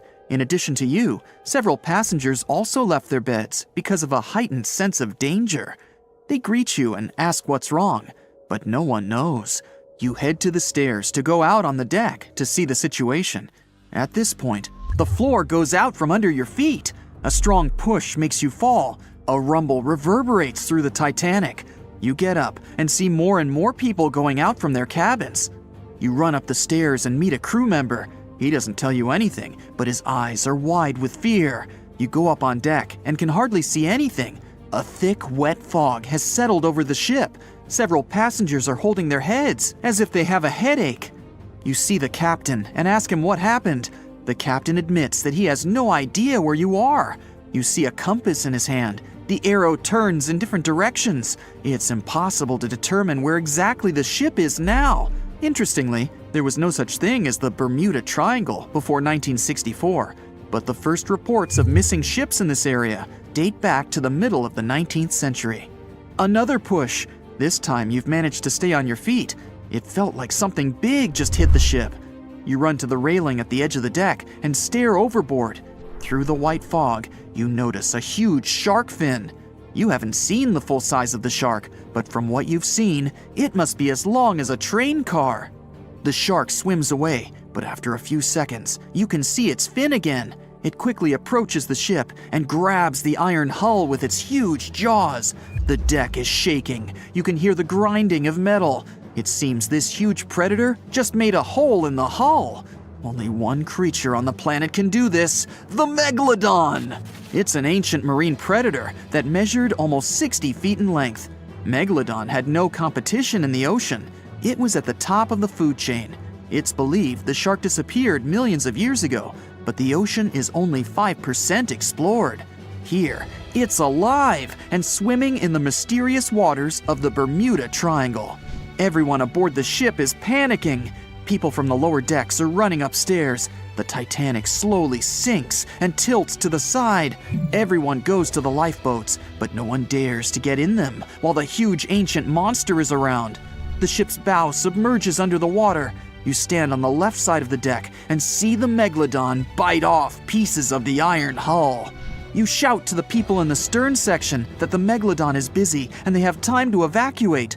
The first rescue boats with passengers go down on the water. Some passengers just jump overboard. Fortunately, the water is much warmer than the place where the Titanic actually sank. You put on a life jacket and jump too. The Megalodon attacks the ship and drags it deeper into the water. The smell of the Titanic's kitchen must have attracted it.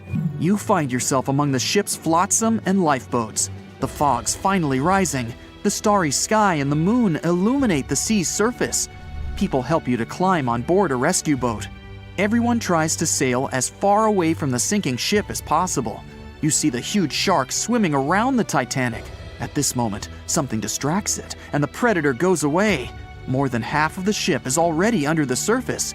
The second part looks like a candle sticking out of the water. The ocean is calm, the sky's clear and cloudless, there's no wind. From the side, you see a huge wave growing behind the Titanic. It's about 50 feet high, like a 5-story building. It knocks the ship down as easily as if it was made of paper. The monster wave dissolves in the water as quickly and unexpectedly as it appeared. You've just witnessed a rogue wave. This phenomenon occurs all over the world. Enormous waves suddenly appear, demolish ships, and disappear without a trace. Scientists still can't determine their exact nature, but according to the most popular theory, these waves are formed by kinetic vampirism. Under certain natural conditions, waves accumulate and exchange kinetic energy. Among all the waves out there, there is one vampire wave that absorbs the energy of all the others. When a lot of energy is accumulated, a huge wave grows and splashes it all out. Some believe the frequent disappearance of ships in the Bermuda Triangle occurred because of rogue waves. The people on the boats calm down. Someone sends a flare into the sky. You look at the ocean and see the triangular fin of the megalodon emerging from the water. It's the size of a sailboat, and it's coming your way. You row the oars as fast as you can. People are screaming and calling for help. There's no chance of escape. The legendary monster is getting closer and closer. The shark's head peeks out from under the surface. It opens its huge maw filled with hundreds of sharp teeth. Each of them is the size of your palm.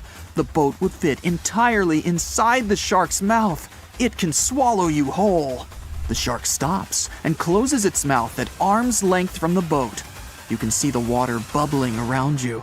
From the ocean depths, several giant tentacles lash out and wrap around the megalodon. They pull the shark down. You look over the side and see a purple glow with a black circle in the center. Someone on the boat notices it too. People start screaming, "It's looking at us!" a woman shouts. After a second, you get goosebumps, and a shiver runs through your entire body. This purple glow is something's eye, and the black circle is the pupil. The creature that is looking at you right now is so big that the boat seems like a grain of rice to it. It's the Kraken!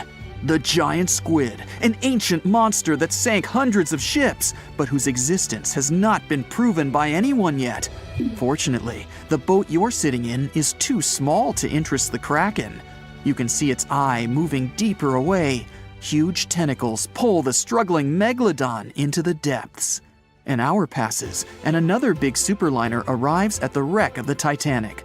All the passengers are rescued. You look back at the calm sea, at the place where the Titanic recently sailed. You climb aboard the rescue ship and promise yourself never to go on a sea voyage again. Some people are still afraid of sailing through this region because more than 50 ships and 20 planes have disappeared here since the mid-19th century. You won't find this place on a regular paper map, as it's not an official region of the Atlantic Ocean.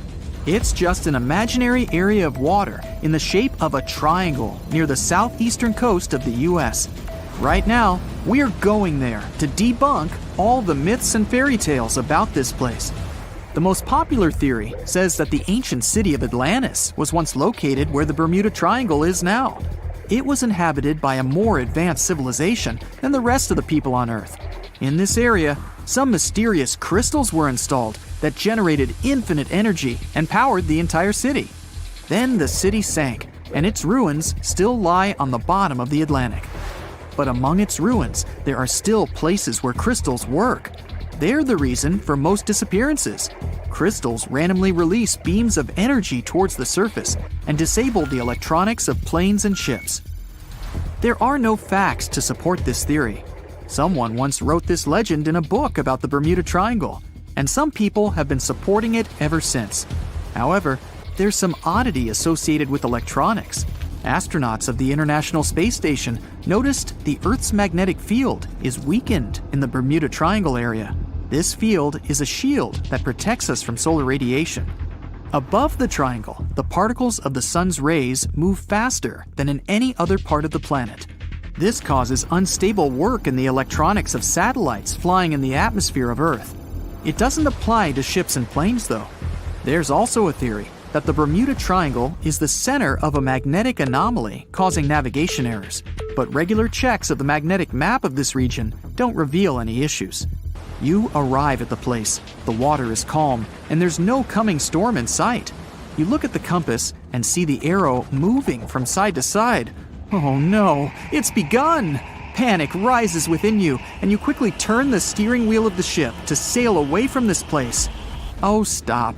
There has long been an explanation for the strange compass behavior in this area. The Bermuda Triangle is one of the rare places on the planet where true north and the magnetic one are in the exact same direction. True north is the geographic north pole of our planet. Magnetic north directs to the north magnetic pole, which constantly wanders around the Earth. Sometimes these poles coincide, and the straight line that connects north and south is called the agonic line. If you fall into this line, your compass will behave strangely. It won't point exactly to the north. Imagine that you're the captain of a ship sailing in the Bermuda Triangle at the beginning of the 20th century. You need to know where north is to get to the shore. You look at the compass and it points incorrectly. You're deviating from your original course and sailing in the wrong direction. There's the Caribbean Sea near the triangle, peppered with small islands. The sea floor here isn't deep. The ship can get in shallow waters. And now, the ship is stuck on a shoal, and you have no idea where you are. If this were the 21st century, the ship's captain would be able to reach the shore using GPS and other modern navigation. But the most interesting thing is that the compass would work correctly this time, since the magnetic North Pole hasn't already coincided with the true one for a long time in the territory of the Bermuda Triangle. The agonic line is somewhere far away from here. There are no problems with navigation now, but for some reason, this is where ships disappear. In fact, not just here. Throughout the Atlantic Ocean, there are places where many more ships have gone. The Bermuda Triangle is not even in the top 10 of such places. One of the main reasons why many ships are lost here is that one of the most popular shipping routes in the Atlantic passes through the Bermuda Triangle. And the more ships in one place, the more shipwrecks. Simple probability. Other theories say there's a space-time rift in this region. Ships and planes fall into this rift and end up in the past or the future. But for some reason, there's not a single proof of this myth.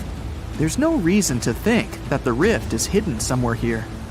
The base of an extraterrestrial civilization is located in the Bermuda Triangle. Visitors from other galaxies steal sea vessels along with the crew, so no one finds the wreckage of the ships. This is also a popular myth that has no scientific justification. Sunken ships are not found here, as there's one of the deepest trenches in the world. Any sinking ship will sink to a depth of about 19,000 feet. The enormous pressure and distance makes it difficult to find the ships. Also, the Puerto Rico Trench is nearby. In some spots, it's as deep as 27,500 feet. The Kraken lives somewhere in the triangle. It's a huge squid that sinks ships, and is also a legend that sailors tell each other. However, gigantic squids live in the depths of the ocean. They can grow to the size of half a train car, but no cases have been recorded where they have sunk a large vessel. And in the area of the Bermuda Triangle, they've never even been seen. People in the past didn't know about the existence of these creatures, so when they saw them for the first time, they described them as huge, terrible monsters. Giant squids are some of the most elusive creatures on Earth, and scientists had to use sonar equipment to find them. They don't like to leave the dark depths and are likely to be afraid of the sound of any ship. A more realistic hypothesis about the mystery of the Bermuda Triangle is methane. Large deposits of this gas can be found under the seafloor of this region. From there, methane is released into the water. It takes the form of huge bubbles that quickly rise to the surface. Then, the gas makes the water almost boil, creating waves that sink ships. The theory is quite realistic, but numerous studies still haven't confirmed the presence of an increased concentration of methane in the region. Last time this phenomenon occurred was 15,000 years ago. Another credible theory implies the appearance of rogue waves. Imagine a clear, calm sea without wind. Suddenly, You hear a loud hum. In just a few seconds, a huge wave, 100 feet tall, appears from the calm surface and falls on your ship. Some scientists believe rogue waves are created by a surface sea current colliding with a strong headwind. There's a version claiming the wave is born because of the collision of warm and cold currents. But the most interesting theory says the waves are formed by kinetic vampirism. Under certain natural conditions, waves can exchange kinetic energy. And among all the waves, there will be one, the vampire, that gets the energy of all the others. When it accumulates enough energy, the vampire wave spills it out. This explains the force of the impact and its sudden disappearance. This phenomenon is observed in all the waters of the world's oceans, but there's no evidence that it occurs most often in the Bermuda Triangle. If rogue waves appeared there, it was not during a calm. A restless sea is the main reason for ship disappearances in the Bermuda Triangle.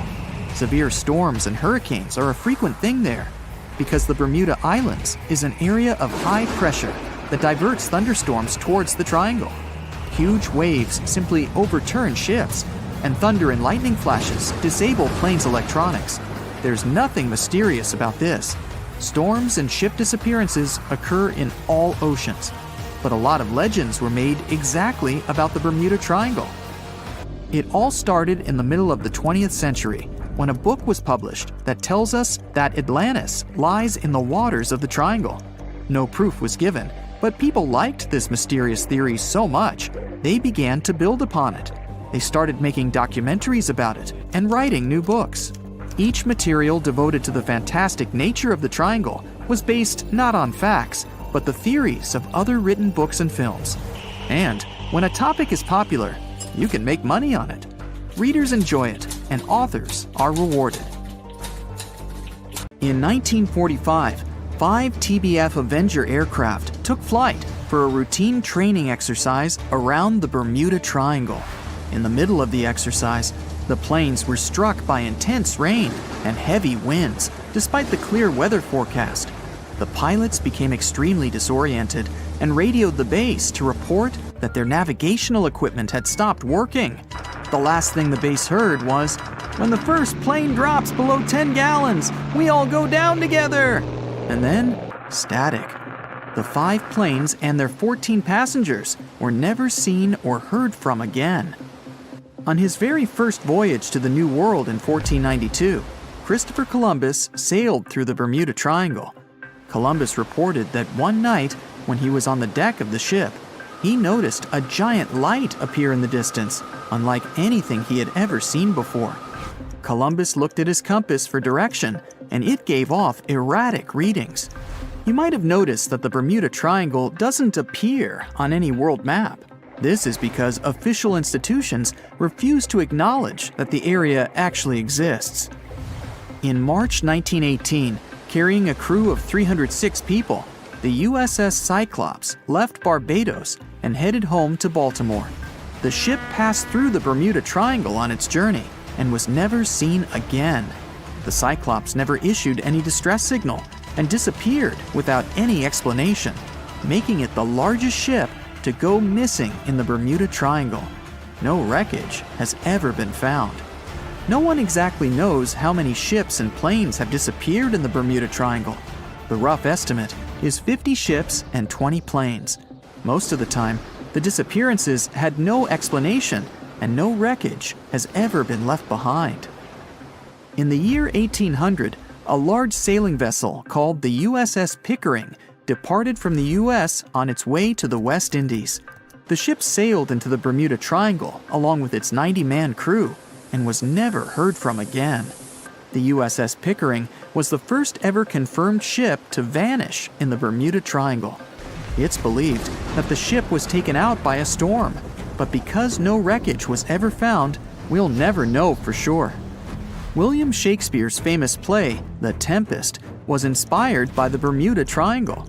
Sailors returned home to England to tell stories of treacherous waters near the Bahamas, where ships mysteriously disappeared. These stories made it back to the bard himself and inspired his final play about a storm at sea transporting a ship to a mysterious land. The shipwreck in Shakespeare's play is based on the 17th century ship Sea Venture. The ship was carrying supplies from England to Virginia when it was struck by a massive storm in the Bermuda Triangle. Sea Venture was battered by the storm for 3 days and barely made it to the shore.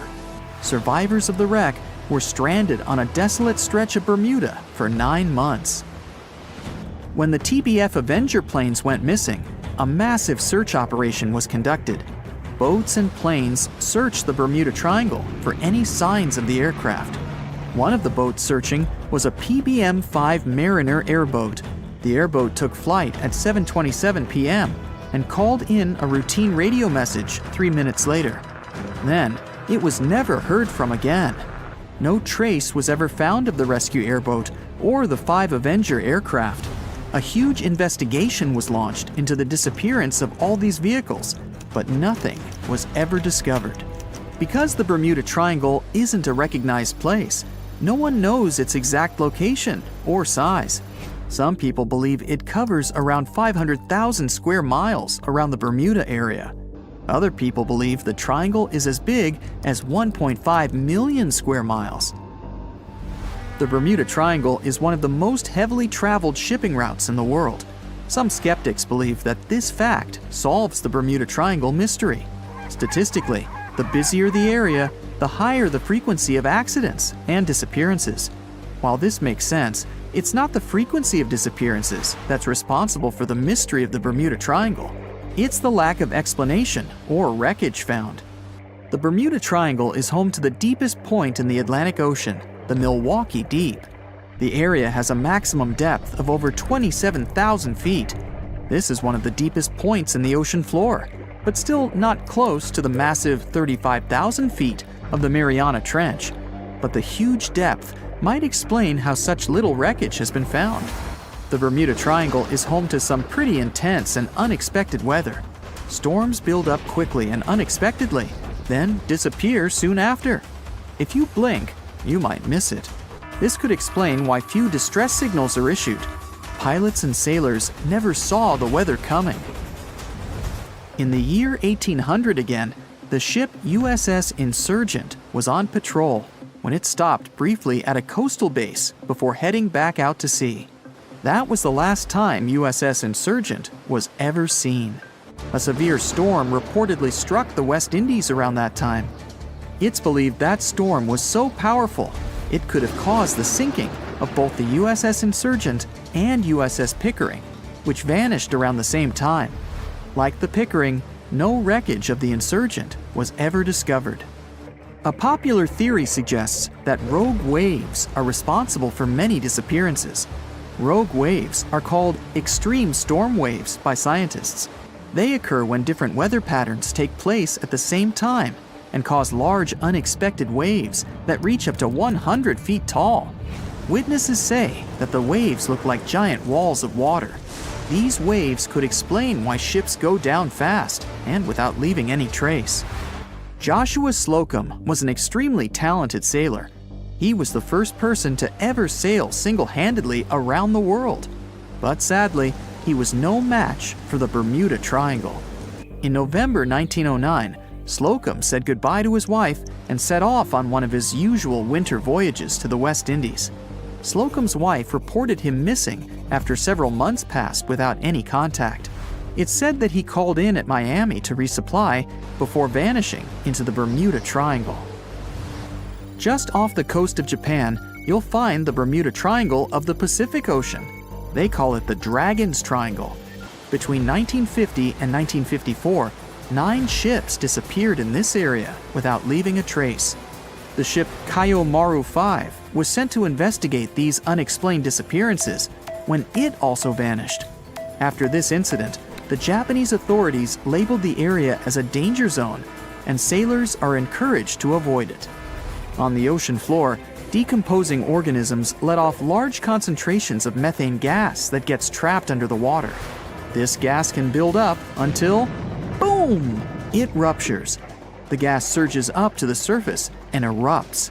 If a ship was in the area of one of these ruptures, the water would become much less dense and cause the ship to sink rapidly and without warning. Scientists believe this could be the cause of the many disappearances in the Bermuda Triangle. While this theory makes a lot of sense, it doesn't seem too likely. The United States Geological Survey has stated that no large releases of gas are believed to have occurred in the Bermuda Triangle for the past 15,000 years. In July 2015, 2 teenagers disappeared after setting sail off the coast of Florida. There's some mystery about what the 2 teens were really getting up to. They told their parents that they were just going to fish, but they told their friends that they were crossing to the Bahamas. Shortly after they left, a line of thunderstorms moved towards the area, and the boys were never heard from again. A massive 15,000-mile search was conducted, but sadly, nothing was found. 1 year later, the pair's boat was found off the coast of Bermuda with a broken iPhone and some personal effects left inside. One of the most popular and bizarre theories trying to solve the Bermuda Triangle mystery comes from Charles Berlitz. He insists that the area is home to the lost city of Atlantis. The missing ships and planes and malfunctioning equipment, according to him, were all caused by rays of energy let out by the special energy crystals that power Atlantis. While this sounds silly, Berlitz's theory was convincing enough that over 20 million people bought his book worldwide. Far out in the open sea on a perfectly calm day, a dot appears on the horizon. It grows in size as it gets closer, and soon you can see it's a ship. But when you look at it through the spyglass, chills go down your spine. The vessel is in perfect condition and its cargo is on board, but it's completely devoid of people, drifting listlessly along the current. That was what the captain of the Ellen Austin saw in 1881, and what brought his crew so many sorrows. In December of the previous year, the Ellen Austin, a big 210-foot-long ship, left the port of Liverpool to make its trip to New York. The ship was carrying a load of people hoping to find a better life in the New World.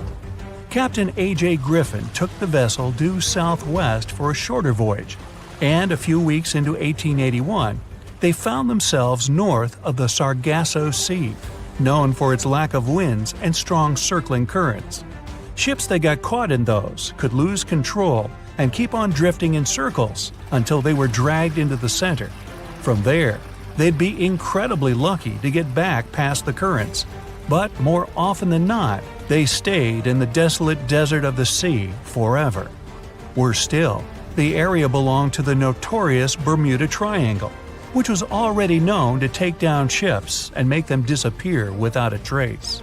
The ship's crew were nervous, afraid of being in such a dangerous area so close to a sea that could bring them to a standstill. And ominously, some of the Sargasso Sea's calm must have escaped it, because the Ellen Austin lost its speed one day and fell adrift without the winds. It was fine, though. They had ample provisions and were still on schedule. Captain Griffin was walking around his ship, giving orders in a voice full of calm authority, and both his crew and passengers trusted him completely. But then, the lookout shouted from above that a ship was in sight. And indeed, when the captain looked in the direction the man was pointing, he saw a small schooner moving slowly into view and towards the Ellen Austin. As it came closer, it became apparent that the way the strange vessel moved wasn't right. The captain frowned and examined it through his spyglass. The schooner was untouched, but eerily silent. There wasn't a single soul on board. Derelict ships weren't that rare in the Atlantic at the time, but neither were pirates. Captain Griffin decided to wait and watch. After 2 days, the schooner was as quiet as always, and Captain finally thought it was fine to move in. He took a small team of sailors and boarded the stranded ship. There was nobody there indeed, but luck seemed to be on Griffin's side. The precious cargo of mahogany wood was still in the holds. The captain returned to the Ellen Austin and ordered his select men to take the smaller ship along to New York. The crew's spirits arose with the prospect of riches awaiting them upon arrival. When the winds blew strong again, the Ellen Austin continued its voyage, with the unnamed vessel tagging along. But after a couple of days, the ships were caught in a powerful storm and got separated. The wind, rain, and waves beat them for several days in a row. When the weather finally cleared, Captain Griffin ordered to find the schooner. They searched for another day until they finally found it adrift, way off the course. Griffin hailed his men on board the smaller ship, but no one answered. A party of sailors went to investigate and returned with their faces white with fear. The whole prize crew went missing in the storm. The captain wasn't one to lose such a valuable find, though, and ordered another team to take control of the schooner. Reluctantly, the sailors obeyed, and the two ships continued their voyage. They agreed to stay as close as possible to one another and ring their bells at set intervals at night to let each other know they were fine. Several nights went all right, with bells ringing reassuringly every hour. But one day, a thick blanket of fog fell on the sea and almost completely blocked their vision. The ships went on regardless and started sounding their bells earlier. When night came, the fog was still there, but the bells were the sound of life. Until they stopped. Captain Griffin rang the bell once, then twice. No answer.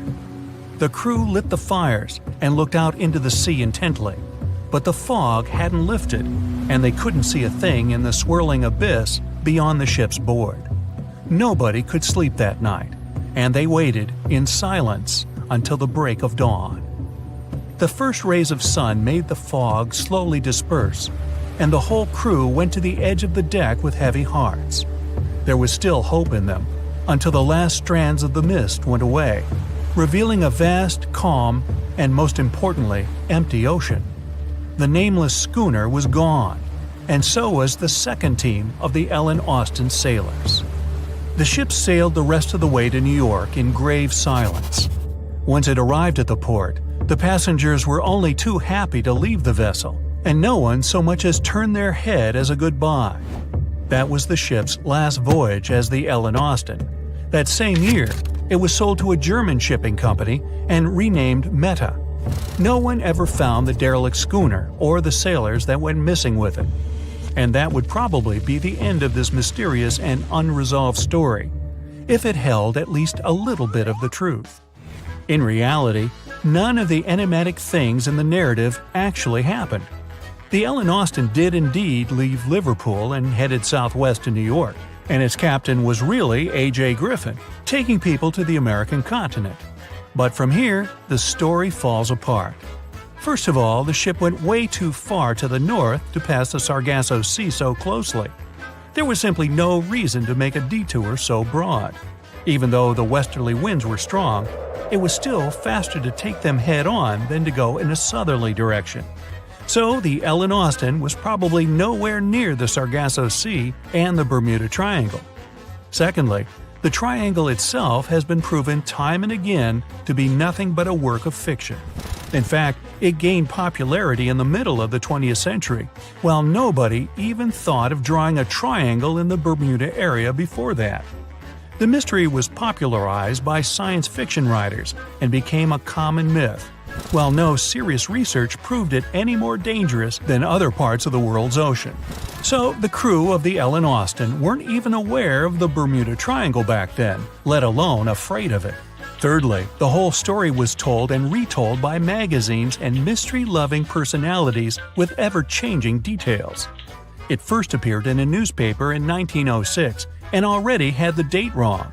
The article said the voyage took place in 1891 instead of 1881. Later, the story resurfaced in 1935 on the radio with the wrong name of the captain. It was Baker, not Griffin. The date was also off, saying the trip was taken in August 1881, when the Ellen Austin was already renamed Meta. The legend grew upon with other strange details, such as the ship's route from London to Newfoundland, which was never the case. But the final debunking came from the archives of Lloyd's of London, the marine insurance market that keeps all logs of trade and emigration ship routes.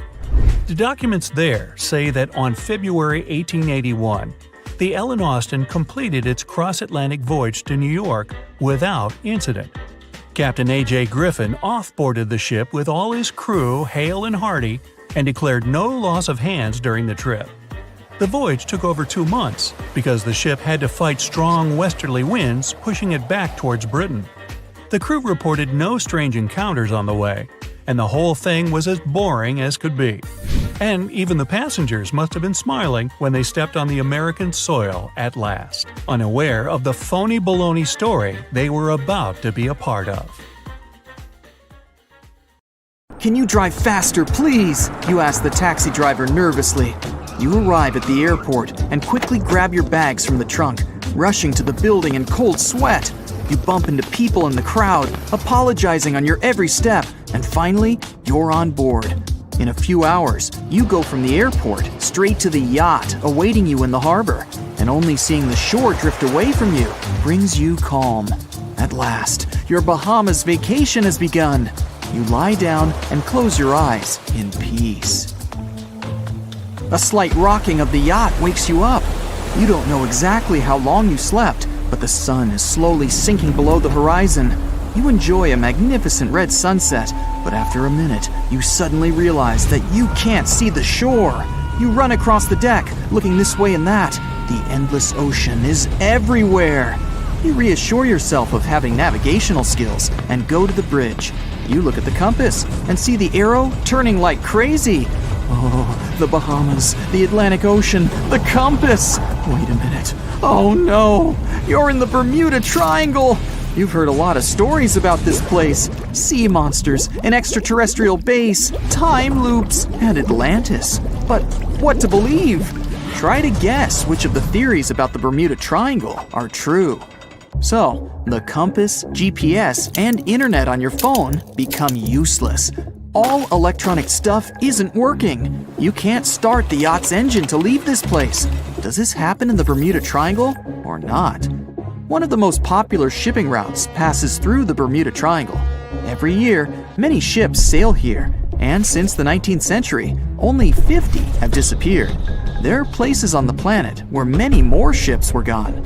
And if there were serious problems with navigation in the triangle, then the ships would never sail here.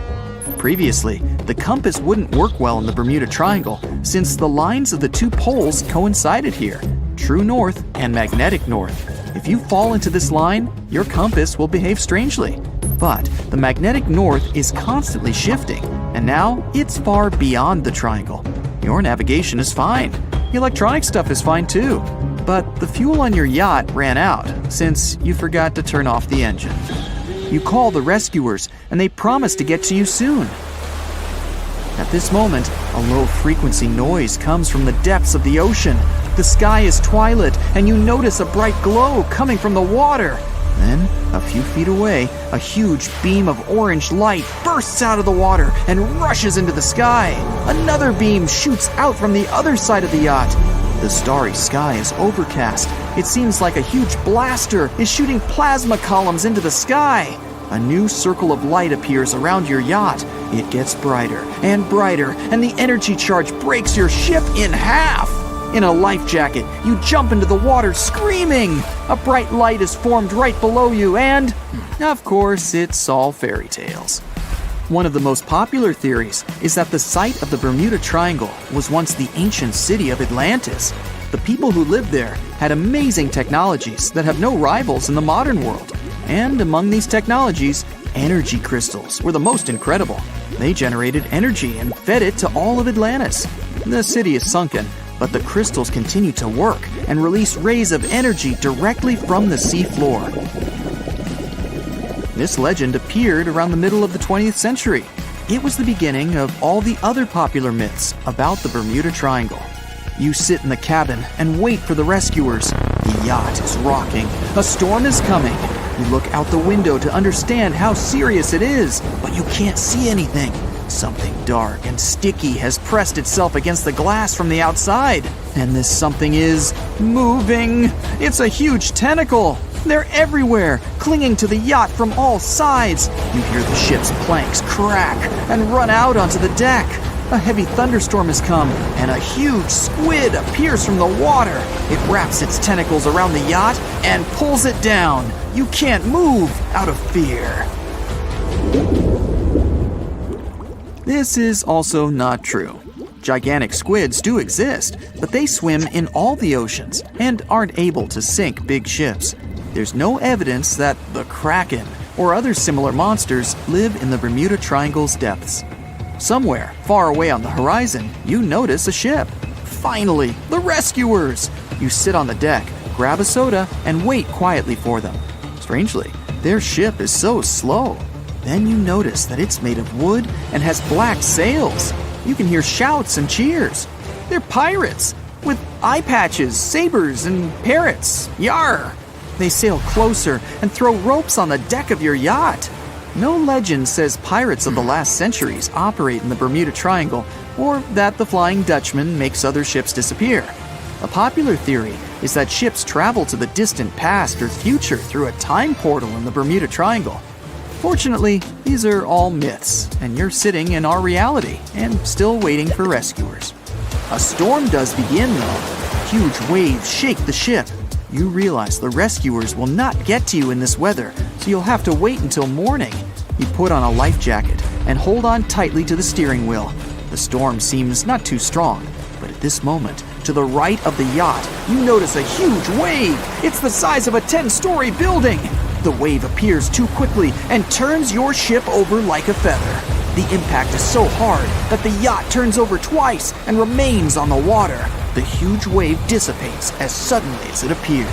A second later, a bright light bursts through the clouds. This is not the sun, but a glowing disc. It descends towards your yacht and changes the gravity.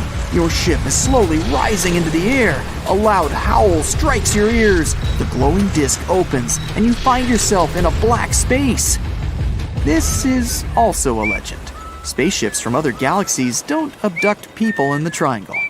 You're back on the deck during a storm. That huge wave was real, by the way. This phenomenon is called rogue waves. People see them all over the world, and not just during storms. A rogue wave can suddenly appear during a calm sea. Even now, scientists have not fully studied the nature of this phenomenon. Many believe the waves transfer kinetic energy to each other and create a single wave that spits out the charge and becomes unexpectedly huge. Immediately after that, the wave disappears, as the energy has run out. There's no evidence that these waves are often happening in the Triangle. However, the Bermuda region is subject to frequent storms and hurricanes. In such conditions, the rogue can easily appear. The storm is ending. You're glad you managed to survive. You can see the first rays of the sun and hear the water foaming around the yacht. There are no waves. The sea is calm, but the surface of the ocean behaves strangely. It looks like the yacht has been caught in a huge bowl of boiling soup. The boiling is so strong that the ship is rocking wildly. You hold on tightly to the steering wheel, but an especially powerful thrash throws you overboard. Calm down, everything's fine. There's a realistic but unconfirmed theory that says there are methane deposits under the Bermuda Triangle. Sometimes, the gas comes out from below the sea floor and fills the water with huge bubbles that foam the surface. This phenomenon exists, but numerous studies have shown that there's no methane concentration in the Bermuda Triangle. You have already spent almost 24 hours in one of the most mysterious places on the planet and survived. Finally, you see the rescuers. The ship is approaching you. People take out canisters of fuel to refill your yacht. But at this moment, you see a huge fin the size of a sailboat. And then, a huge shark jumps out of the water. Its jaws are filled with hundreds of sharp teeth, as big as an adult's palm. The shark pounces on your yacht and pulls it to the bottom. Okay, that's not true either. In fact, there's not even such a myth about the megalodon swimming in the Bermuda Triangle.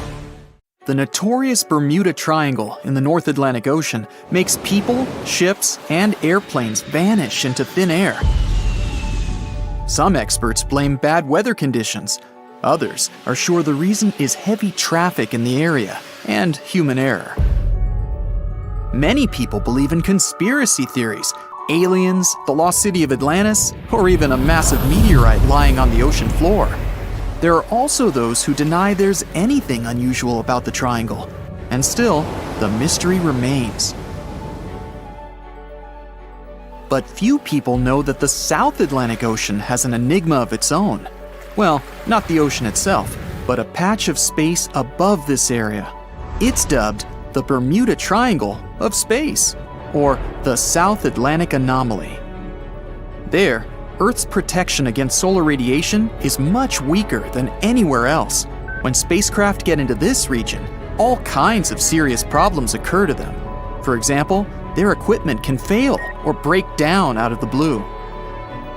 When NASA was launching its $2.5 billion Perseverance rover in July 2020, the space agency planners had to do their best to avoid the Space Bermuda Triangle. Otherwise, it could have easily wreaked havoc on the spacecraft headed for Mars.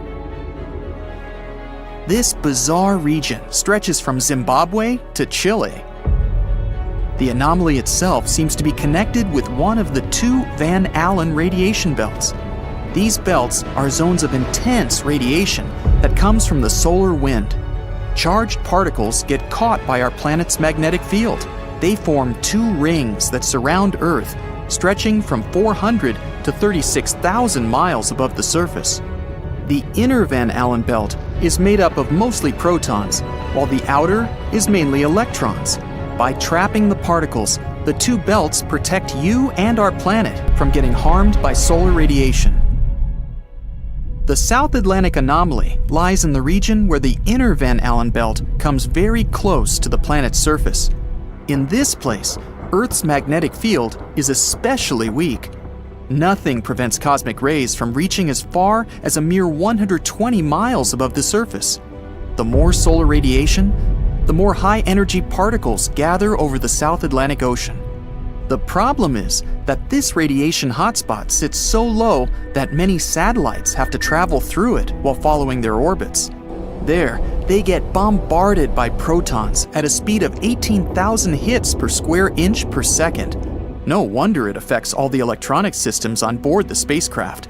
For example, the Hubble telescope passes through the Space Bermuda Triangle more than 10 times a day, and it can't collect information when it's in that region. If the equipment isn't put into safe mode, all spacecraft systems can fail. Plus, the more complicated electronics become, the more problems occur in the area of the South Atlantic Anomaly, and the more costly the damage is. The SpaceX CRS-1 Dragon spacecraft almost went out of control in October 2012. Attached to the International Space Station, it had serious problems while passing through the magnetic anomaly. Luckily, those issues were short-lived. In March 2016, the Japan Aerospace Exploration Agency lost contact with its satellite Hitomi. It was launched about a month before to study processes happening in the universe. Later, it was found out that the spacecraft had broken into pieces and crashed down to Earth. One of the motion sensors reported that the satellite was rotating, but in reality, it was stable. When the control system tried to prevent the unwanted and non-existent spin, the spacecraft fell to pieces. This accident cost almost $280 million and 3 years of preparation. But returning to the Earth's magnetic field, why is it weaker above the South Atlantic Ocean? Rather than being a perfect sphere, our planet bulges in the middle. If you measured Earth's diameter at the equator, it would be 27 miles wider than the pole-to-pole one. In the areas where there's a dip, charged particles from space can get closer to our planet's surface. The magnetic field is created when liquid metals flow in our planet's outer core. This generates electric currents and also gives Earth its south and north poles.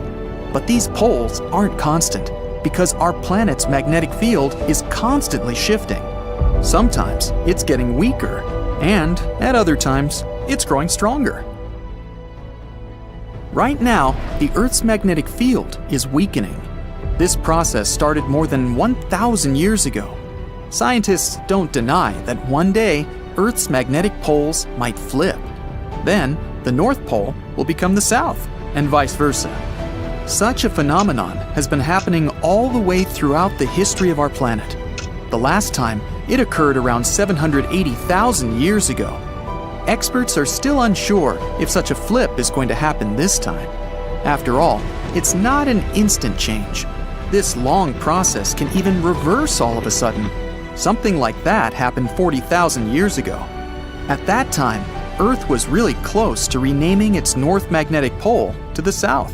But that brisk event turned out to be not a full reversal. While scientists were trying to figure out how long the South Atlantic anomaly had been around, they made a curious geological discovery. It showed what our planet's magnetic field looked like several thousand years ago. The Bantu people were a tribe of ancient Africans who lived about 1,000 years ago in the region of the Limpopo River Valley. Nowadays, this area is inside the South Atlantic anomaly. Bantu people had an odd ritual. During droughts, they burned their own clay huts. They hoped such a sacrifice would make it rain. But when clay burned at high temperatures, the magnetic minerals in it aligned with Earth's magnetic field. That's why when the substance cooled down, the minerals showed the planet's magnetic field pattern. It helped the scientists learn that the process of the weakening of the magnetosphere started long ago. The clay patterns even specified certain periods of time when the process was especially active: 400 to 450 CE, 700 to 750 CE, and 1225 to 1550 CE. Even better, the researchers likely found the answer to the mystery of the space Bermuda Triangle.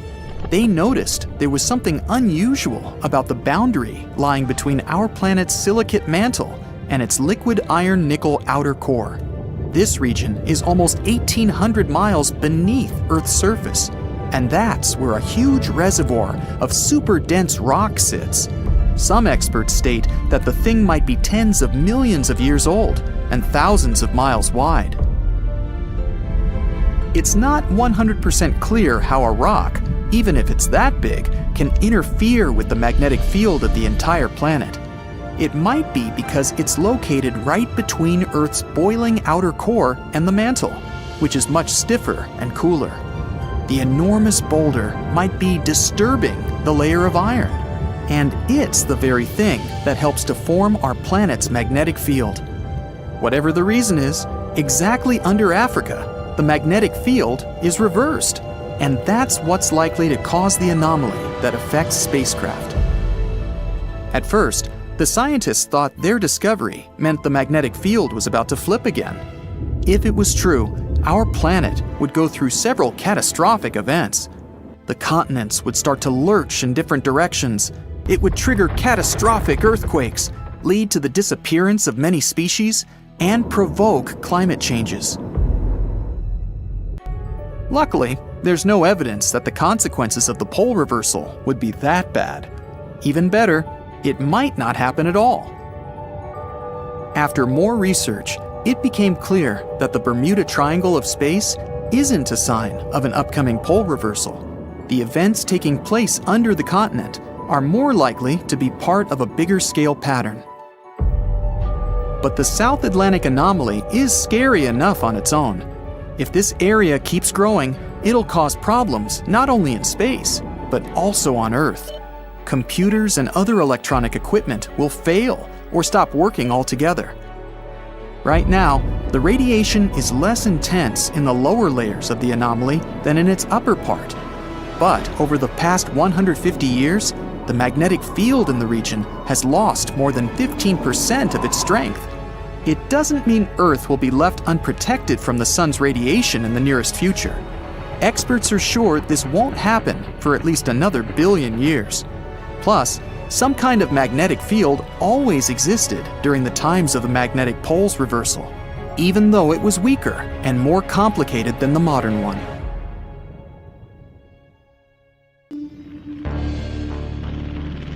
In 1945, 5 TBF Avenger aircraft took flight for a routine training exercise around the Bermuda Triangle.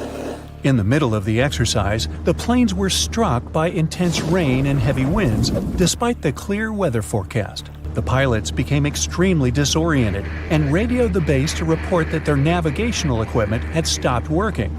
The last thing the base heard was, "When the first plane drops below 10 gallons, we'll all go down together," and then static. The 5 planes and their 14 crew members were never seen or heard from again.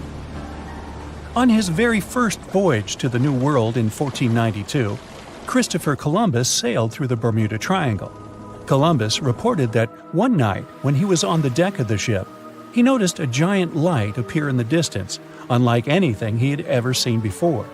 Columbus looked at his compass for direction, and it gave off erratic readings. You might have noticed that the Bermuda Triangle doesn't appear on any world map. This is because official institutions refuse to acknowledge that the area actually exists. A popular theory suggests that rogue waves are responsible for the many disappearances. Rogue waves are called extreme storm waves by scientists. They occur when different weather patterns take place at the same time and cause large unexpected waves. Witnesses say that the waves look like giant walls of water. These waves could explain why ships go down fast and without leaving any trace. The Bermuda Triangle is home to some pretty intense and unexpected weather. Storms build up quickly and unexpectedly, then disappear soon after. If you blink, you might miss it. This could explain why few distress signals are issued. Pilots and sailors never saw the weather coming. No one knows exactly how many ships and planes have disappeared in the Bermuda Triangle. The rough estimate is 50 ships and 20 planes. Most of the time, the disappearances had no explanation and no wreckage has ever been left behind. Another bizarre theory trying to solve the Bermuda Triangle mystery comes from Charlie Berlitz.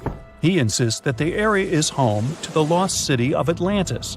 The missing ships and planes and malfunctioning equipment, according to him, were all caused by rays of energy let out by the special energy crystals that power Atlantis. While this sounds silly, Berlitz's theory was convincing enough that over 20 million people bought his book worldwide. In the year 1800, a large sailing vessel called the USS Pickering departed from the U.S. on its way to the West Indies.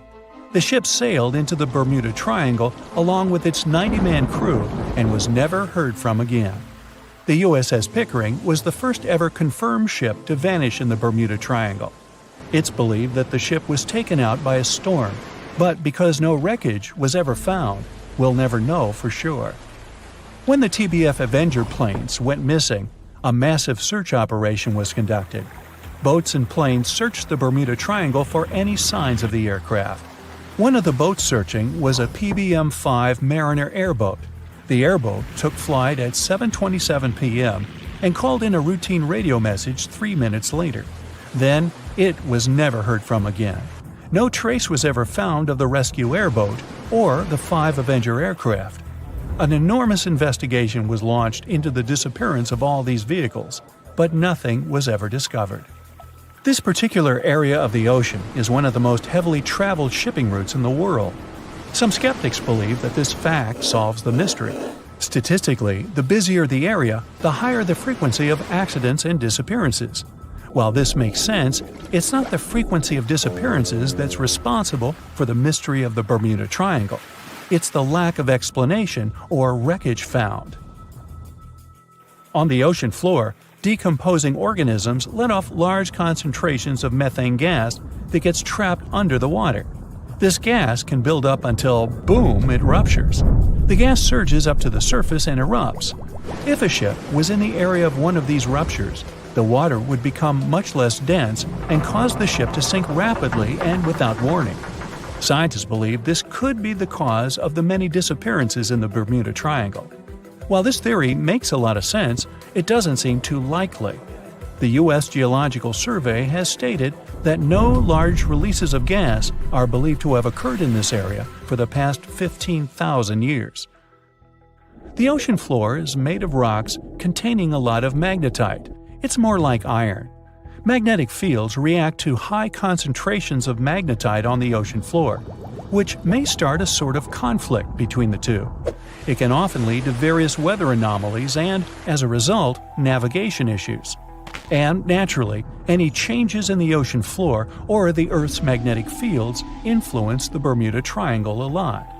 Since the magnetic field is constantly moving, it might be also taking the Bermuda Triangle with it. Now that people know where the triangle is, it's easy to avoid it.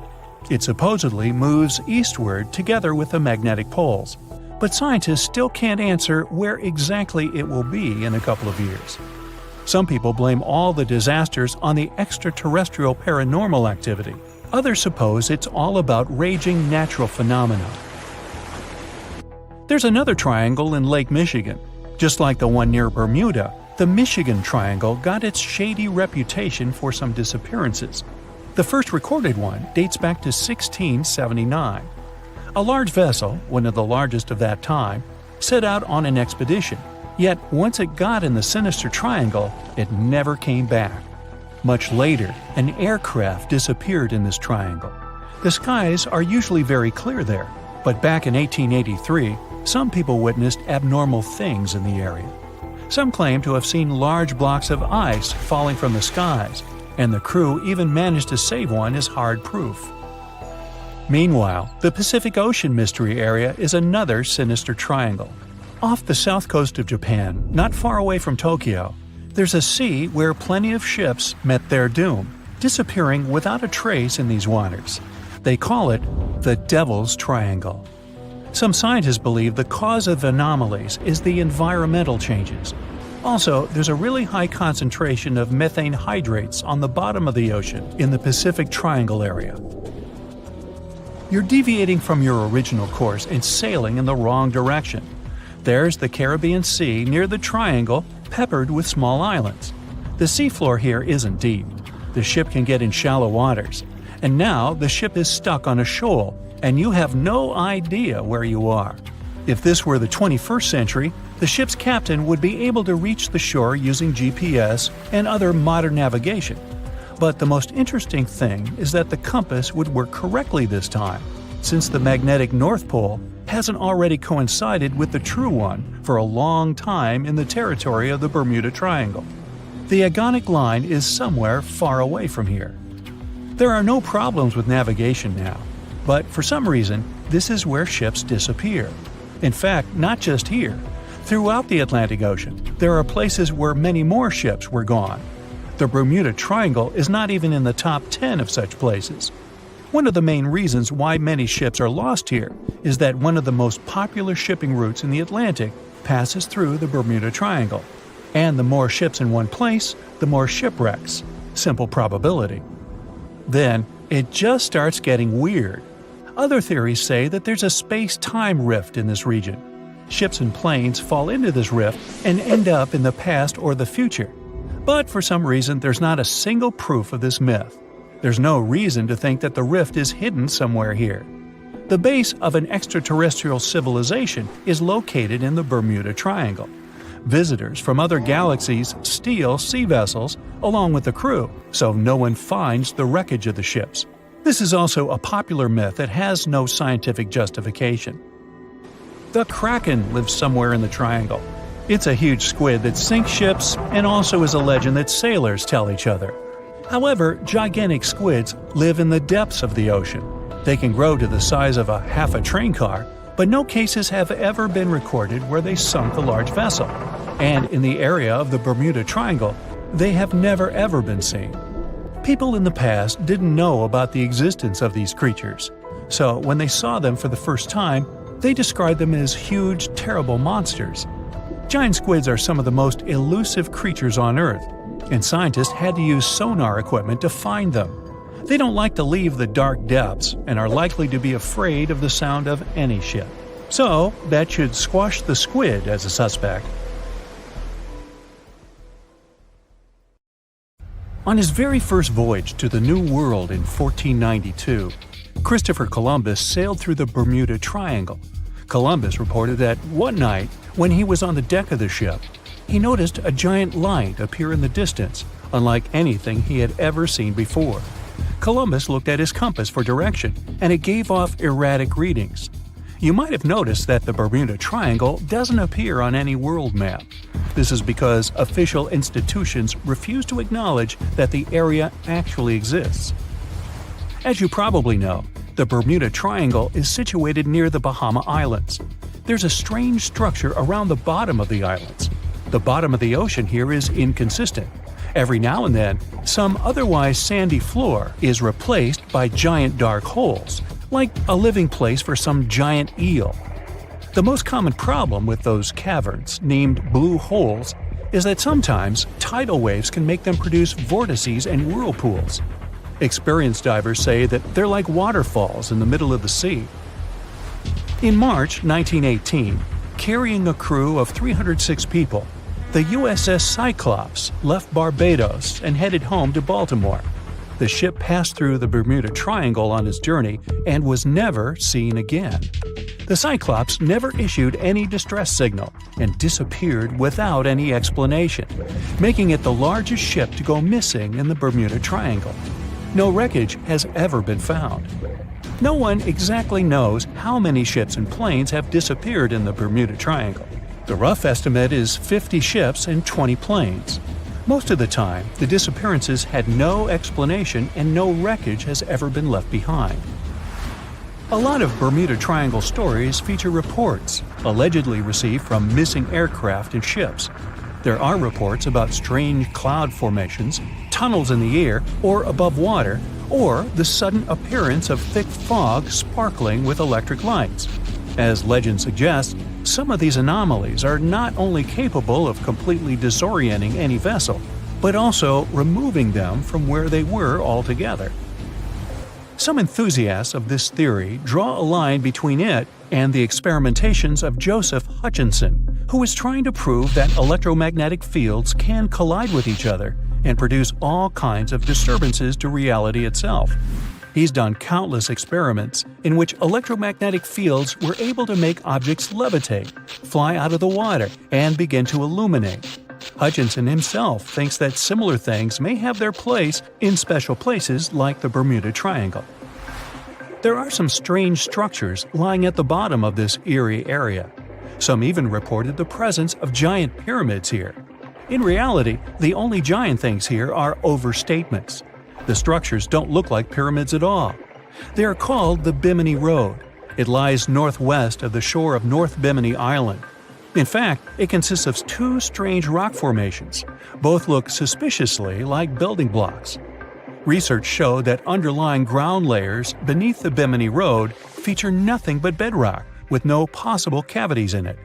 That totally excludes any possibility of these rocks being part of a building.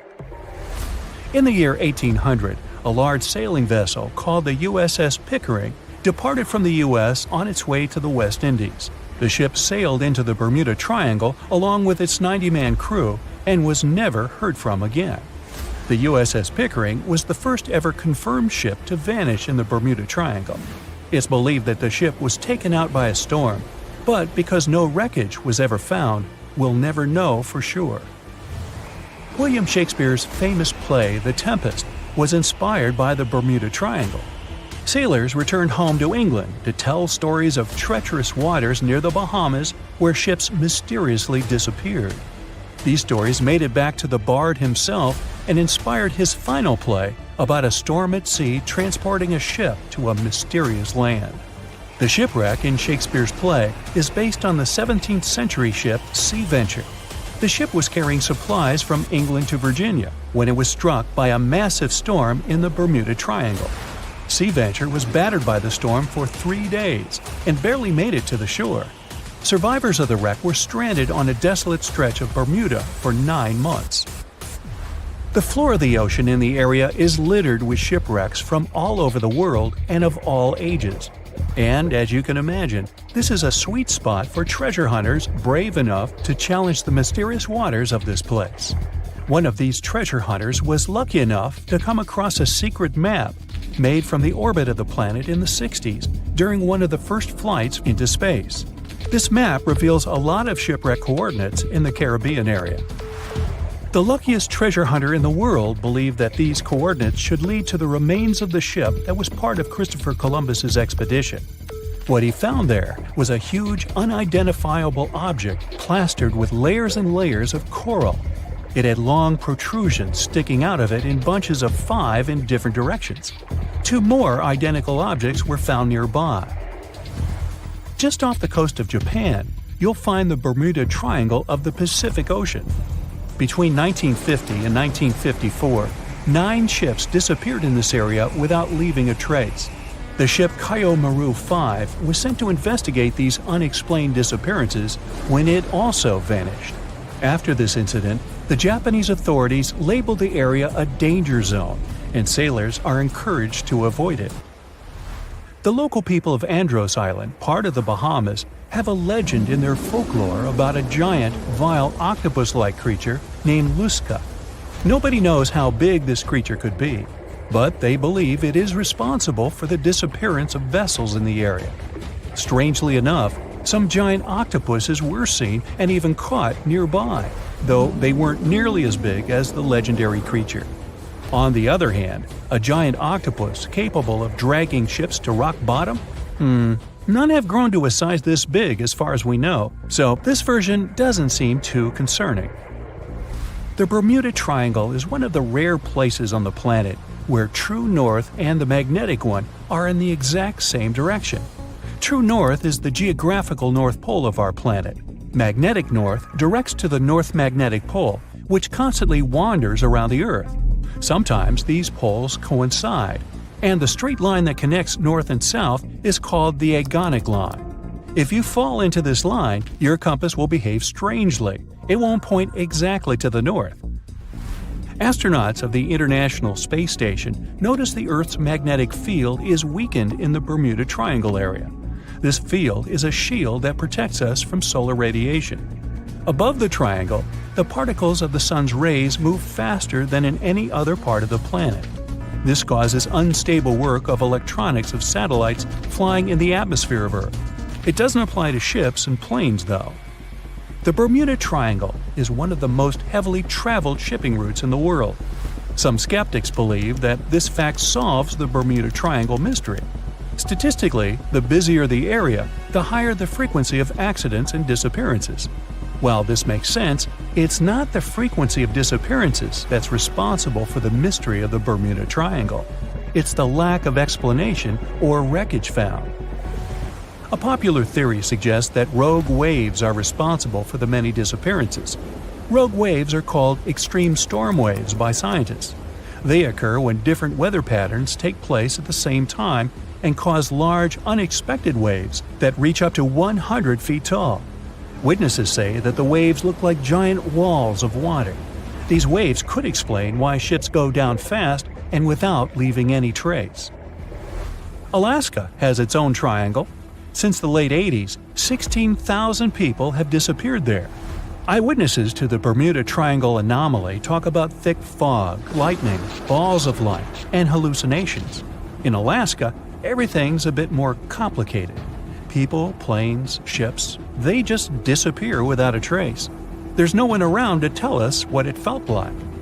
In 1950, a plane took off from Anchorage, Alaska, headed for Great Falls in Montana. It was carrying 8 crew members and 36 passengers. 2 hours after the start of the flight, the captain radioed that everything was fine, and then silence.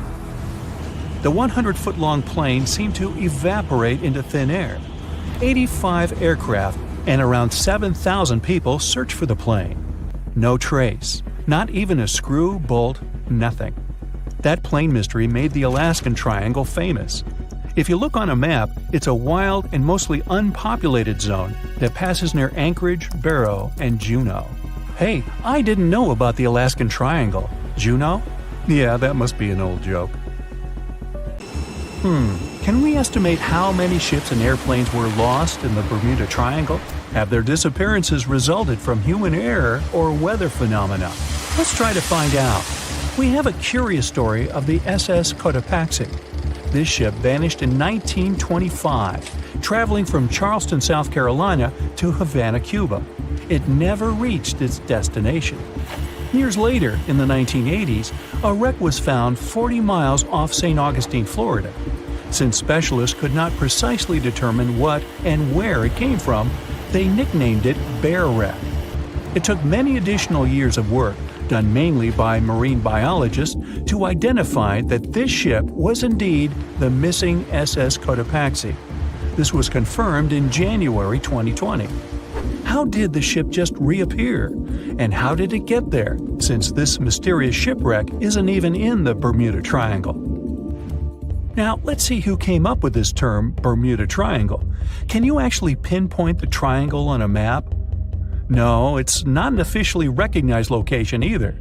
The Bermuda Triangle does not appear on any world map. Nobody has agreed on its exact boundaries. There are only assumptions with approximations of the entire area, ranging between 500,000 and 1.5 million square miles. By all approximations, the region has a vaguely triangular shape. In 1964, an American author named Vincent Hayes Gaddis first came up with the idea when writing an article for Argosy magazine. He used the Bermuda Triangle to describe a triangular region that has destroyed hundreds of ships and planes without a trace. It is pretty hard to get the number of lost ships and planes because some ships and aircraft have gone missing without leaving a trace. Their wreckage in the region has not been recovered, but the recorded stories should help us. Legends about the Bermuda Triangle date back to the 15th century, like that of the Italian explorer Christopher Columbus.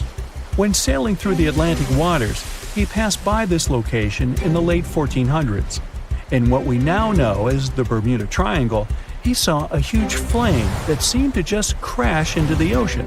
Later, he saw an unusual light flashing in the distance at the exact location.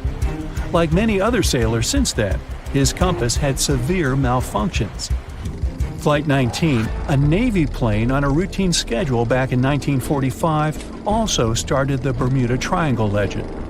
It was commanded by Lieutenant Charles Taylor, and it's recorded that he just got lost in the triangle for no reason.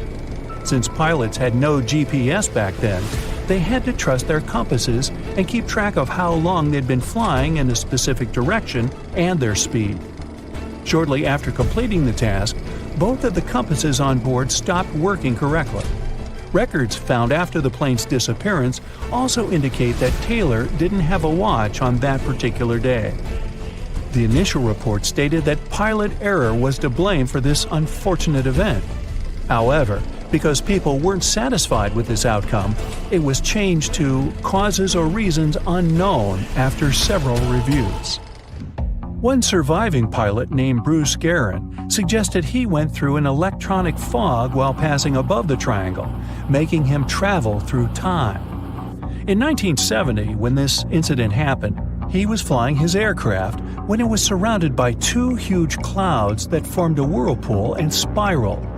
Like many others before him, he noticed that his navigation devices were malfunctioning. When he eventually made it out of those clouds, he discovered that his flight had only taken 35 minutes. It should have taken 75 in total. Since he had no other reasonable explanation for what he went through, he believed he must have been pushed forward in time. It's not only strange-looking clouds that have been seen above the Bermuda Triangle. In 2014, a pilot recalled almost colliding with a flying object that he could not identify whatsoever.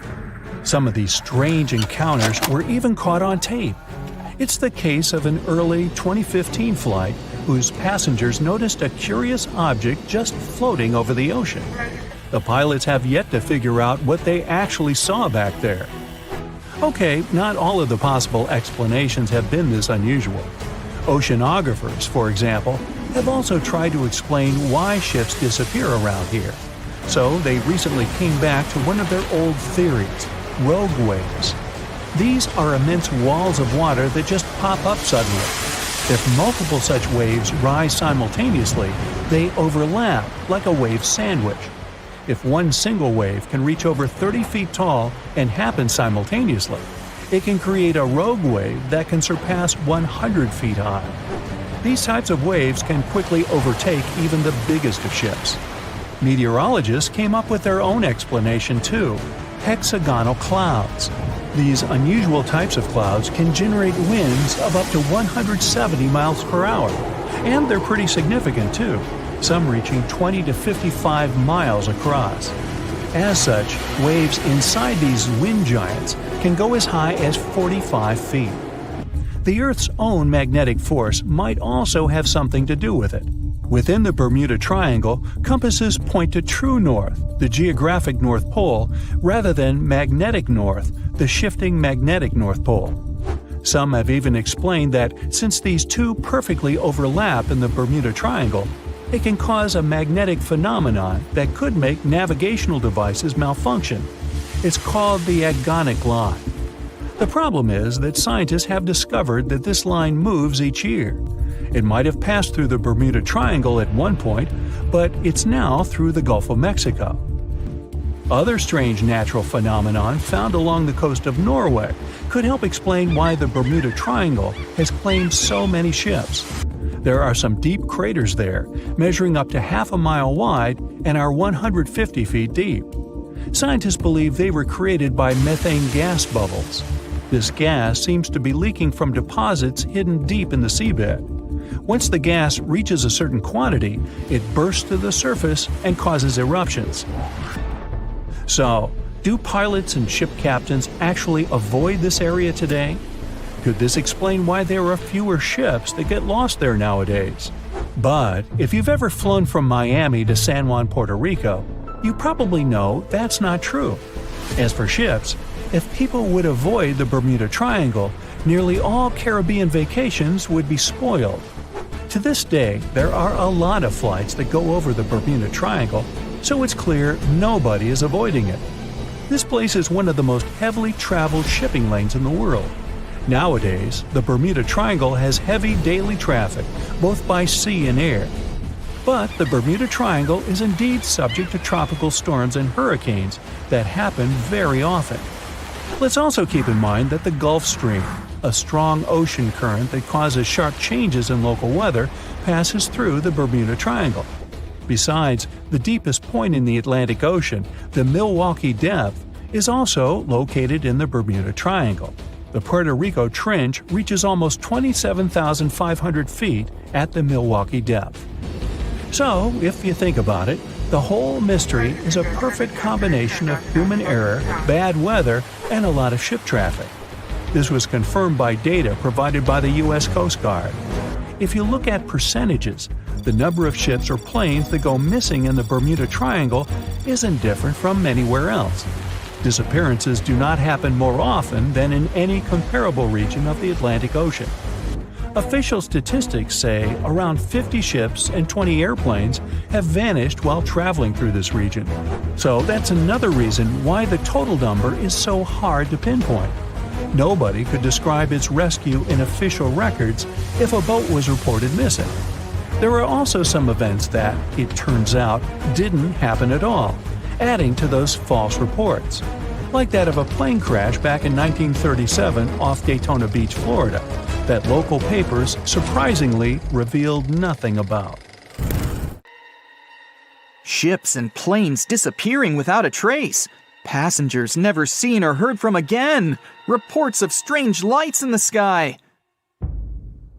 No, these aren't scenes from an upcoming Hollywood blockbuster, but some of the strange occurrences reported for over a century in an area ominously dubbed the Graveyard of Lake Ontario, also referred to as Canada's Bermuda Triangle, or the Marysburg Vortex. It stretches across a portion of Lake Ontario from Kingston to Prince Edward County in Canada, and down to Oswego, New York in the US. The tales about this area can be as chilling as the frigid lake water on which they took place. The most unsettling story involves the schooner called the Bavaria. It was 1889, and the ship was being towed across the lake. Rough waters severed the tow rope, and the Bavaria floated away. Luckily, the schooner was later found safe and fully intact. But there was one thing missing: the crew! Not a single person was found on board. What makes the story even more bizarre is that the dinner table was set, a loaf of bread was discovered, freshly baked, and the captain's money and his papers were fully accounted for. There was even a pet canary happily chirping away, as if nothing was amiss. What happened to the crew? We may never know. And this was not a unique incident. Just over a decade later, in 1900, 3 ships, the Annie Minnis, the Picton, and the Acacia, were sailing across the lake. But only 2 would make it to their final destination. The third one, the Picton, was speeding ahead of the others when it simply vanished. According to a cook on the Annie Minnis, "We were well out into the lake and making good time when all of a sudden we saw the Picton's topsails coming off, and then her lower sails settled, and then, while we stood and watched, the Picton just disappeared." It's possible that the ship sank, as there was some wreckage later seen in the water, but the ship itself was never found, and none of its crew ever located. A few weeks later, a bottle with a note inside was discovered in Sackett's Harbor, New York. The note was from Captain Sidley of the Picton. "Have lashed Vesey to me with heaving line, so that we will be found together." Vesey was the captain's 12-year-old son. The note creates more questions than answers. If the witnesses were correct, the ship's disappearance was quite quick. When did Captain Sidley know he was in danger? Why not signal for help if he had any warning? And when did he have time to write a note, bottle it, and tie himself to his son? It truly is a mystery. And it was not just ships that ran afoul of the strange forces in the area. Planes also struggled to make it through in one piece. In 1975, Ron Scott flew out from the Picton Airport in his Cessna 172. As he entered the Marysburg vortex, his plane banked to the side. For several seconds, he was unable to right the plane, but once he did, the same force banked him to the other side. Again, he was stuck there for a few seconds, unable to control his plane. A skilled pilot, he had never experienced anything like it before. He was certainly luckier than Royal Canadian Air Force pilot Barry Allen Newman. Newman was at the same spot back in 1952, when he lost control of his jet and crashed into the lake. To this day, his body has not been found. In total, over 270 ships and at least 40 planes have met a tragic end in this area. And adding to the mystery, sometimes people report a series of bright lights or orbs, or a dark ship hovering in the sky. These are even harder to explain. Witnesses willing to report them are adamant they are true. Sid Wells said he watched a strange shape like a multifaceted diamond slowly spinning in the sky, and then it just disappeared. Others claim to have seen it too. Of course, the Marysburg vortex is just one of several places around the world known as vile vortices, a term coined by biologist and writer Ivan T. Sanderson. He discovered 12 other equally spaced areas on the surface of Earth where funny things happen. The best known of these, of course, is the dreaded Bermuda Triangle. Situated in the Atlantic Ocean between Bermuda, Florida, and Puerto Rico, it has been blamed for the disappearance of thousands of people. They went in, on boats or in planes, but they never came out. Even the explorer Christopher Columbus experienced the mystery of the Bermuda Triangle during his first voyage to America in 1492. He said the compasses pointed in the wrong direction, the sea levels seemed to change dramatically, and he even spotted strange lights in the sky.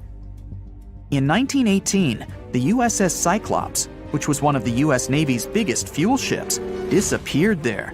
Since the 309 crew members were declared lost at sea when the Cyclops vanished, it's seen as the largest loss of life in the history of the US Navy in a single incident. At the time, the weather was good. The one message sent that day from the ship indicated no issues or concerns, and a distress signal was never sent. A thorough naval investigation followed. Its conclusion?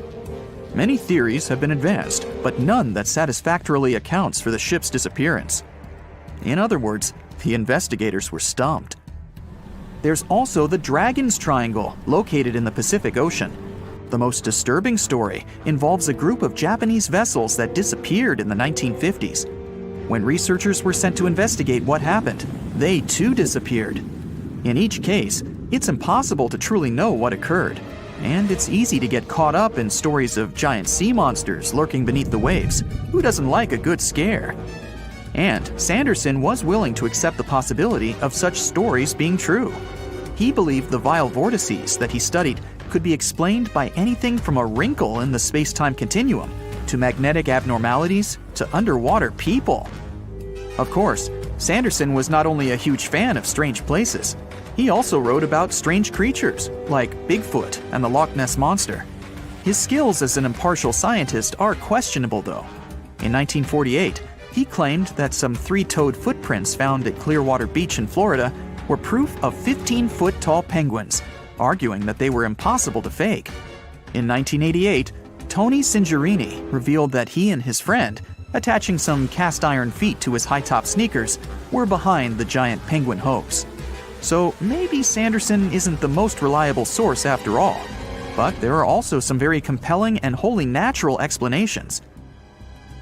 Let's look specifically at the Marysburg Vortex.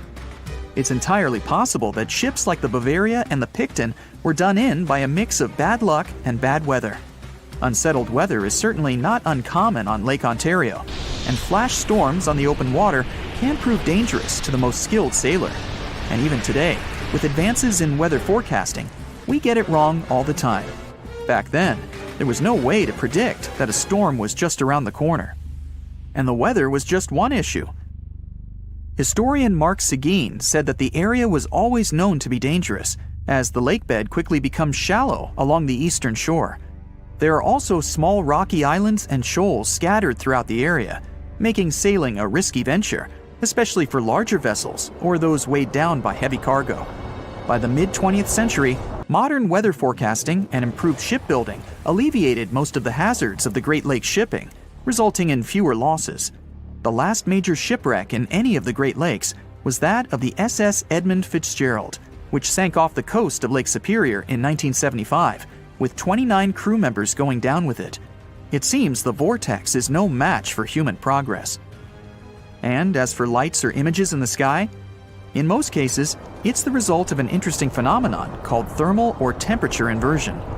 When this happens, a layer of warm air becomes trapped under cold air. This can result in mirages or reflections. So, a light on the ground that is miles away can be reflected in the sky, giving the impression of a flying object. Other parts of the mystery may be solved with a little time. Lake Ontario's freshwater and frigid temperatures help preserve the ships and planes that came to rest there. As divers and researchers continue to explore the area, maybe we'll finally learn the fate of the Bavaria, the Picton, Captain Sidley, and his son. Oh, hey there! Today you're going on a round-the-world trip. And even though Phineas Fogg was able to make this trip in 80 days, like in the Jules Verne book, I can't promise you will return safely. The fact is that the world is now chock full of unknown anomalies. They used to be observed only in the Bermuda Triangle, but now they're found everywhere.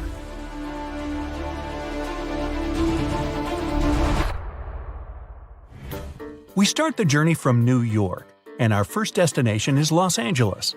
The best way to get there is by plane. But while even an ordinary plane is designed to withstand severe storms, yours is special.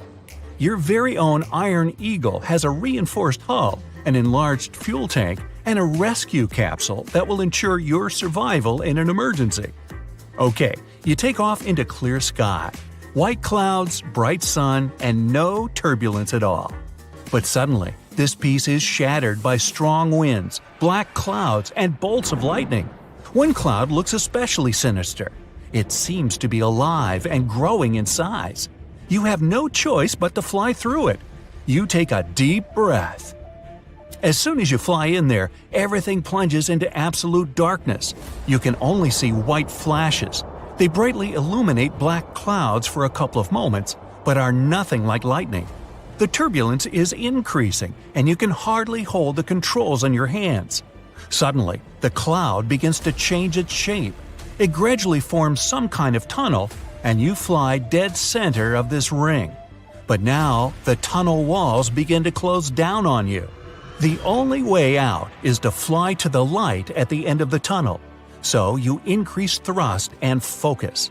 All the electronics of the plane are squeaking and warning of the danger. The engine is at its limit. You're sweating from tension. The walls of the tunnel almost touch the wings of the plane, and you did it! You left this dark cloud just at the very last moment. You can exhale with relief. Now you're in a dense gray fog. You don't see a gap in it for miles around. Your radar is malfunctioning and can't show you where you are. It's time to contact ground control and determine your location. And when you hear the ground control's reply, your eyes become like bowling balls in surprise. Turns out you're already in Los Angeles airspace. What? But this is just impossible. Usually this trip takes about 5 hours. But now you've traveled about 2,500 miles twice as fast. To understand this, we need to open an encyclopedia of Bermuda anomalies. It's quite popular among travelers today. You flick through to the chapter of time travel, and here it is. In December 1970, experienced pilot Bruce Gurnon fell into a similar anomaly in the Bermuda Triangle. He managed to survive and shared his experience.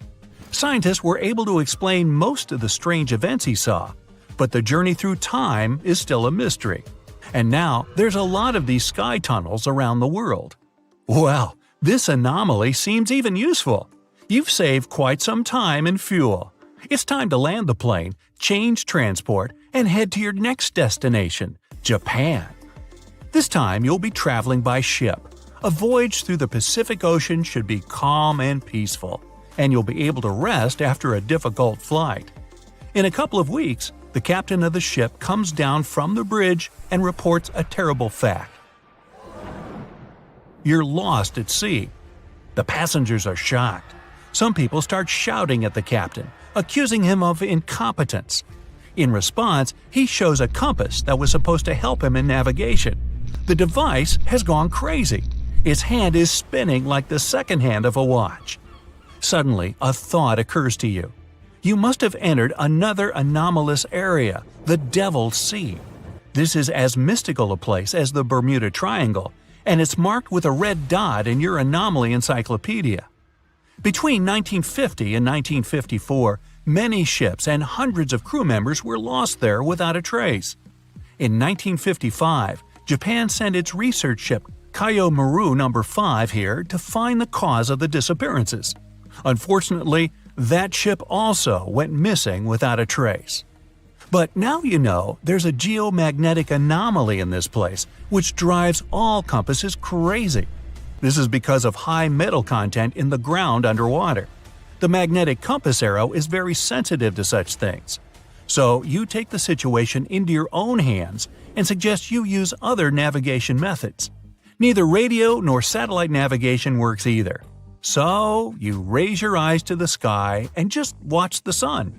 The sunset is to the west, and it's exactly the direction you need. Pretty soon, you finally step on solid ground. Welcome to Japan! A couple of souvenirs and on to the airport. This time you're heading to the east coast of India. The flight is going fine, no turbulence or malfunction of the plane's tools. You observe the night sky through the window and suddenly see a strange light. It's small and moving up and down. Other passengers don't even pay attention to it. For them, it's a common thing. When you open your encyclopedia, you quickly learn that the first person who described this anomaly was Christopher Columbus. He said it was like a candle moving upwards. He also wrote that a flame suddenly burst out in the sea. It all happened just as he was sailing through the Bermuda Triangle area on his first journey to the New World. But now, these lights are a common sight around the planet. In India, you buy a ticket for a cruise liner that goes to Florida. This route is popular among tourists as it goes through many interesting anomalies. It's more of sightseeing now. The first of them is a ghost ship. The hunt for it lasted for weeks. Each time the cruise ship got close to the ghost, a thick fog fell on the water. Tourists stood on viewing platforms and looked for the mast of the ship in the distance, but it appeared and disappeared like a shark fin. Finally, you manage to get closer to the ship, but everyone is asked to stay on board the liner and not attempt to come aboard the ghost ship. All tourists know the sad story of when this ghost was first found. In 1880, the Ellen Austin found a drifting schooner in thick fog. The captain sent a few people to scout there. They found a lot of valuable cargo and personal belongings of the crew, but there was no trace of other people. It looked as if the entire crew of the ghost ship simply disappeared. The captain of the Ellen Austin decided to tow the ghost to the port to sell its cargo. But as soon as they started their voyage, a strong storm divided the ships, and the ghost disappeared. The crew spent several days looking for it. They managed to find the schooner again, but the prize crew on it was gone, just like the original crew of the ghost ship. So you continue your journey, and after a while, you enter the most mysterious place on the planet, the Bermuda Triangle itself. This zone is considered the birthplace of all anomalies. All the tourists gather on one side of the ship. The place they're looking at is like a giant bubble bath. The captain of the ship makes an announcement. Any kind of open fire is strictly prohibited here. This anomaly is in fact a source of natural gas. Methane bubbles burst out of the Earth's crust and rise to the top. These deposits are responsible for the loss of many ships. Of course, if you light a match next to such bubbles, well, kaboom! The last stretch of the journey from Florida to New York will be very intense. There are extreme weather changes in this area. For the moment, the sun is shining and there is no wind at all. But in a second, there's a sudden strong storm. Lightning strikes literally every second, and the sky is completely covered with black clouds. And in another minute, the sun's rays disperse the clouds and the storm ends. This is another anomaly caused by the Gulf Stream current. Huge masses of warm air meet with colder ones. This provokes instant weather changes and violent storms. Many sailors and pilots were not ready for such conditions, and this led to entire ships and crews disappearing without a trace. But now, when these anomalies are everywhere, they're well studied and shouldn't be feared. You get home safe and sound, and you can boast that you have experienced the most brutal anomalies of the Bermuda Triangle. But please, can you lose the Bermuda shorts? It's just too much. That's it for today. So hey, if you pacified your curiosity, then give the video a like and share it with your friends. Or if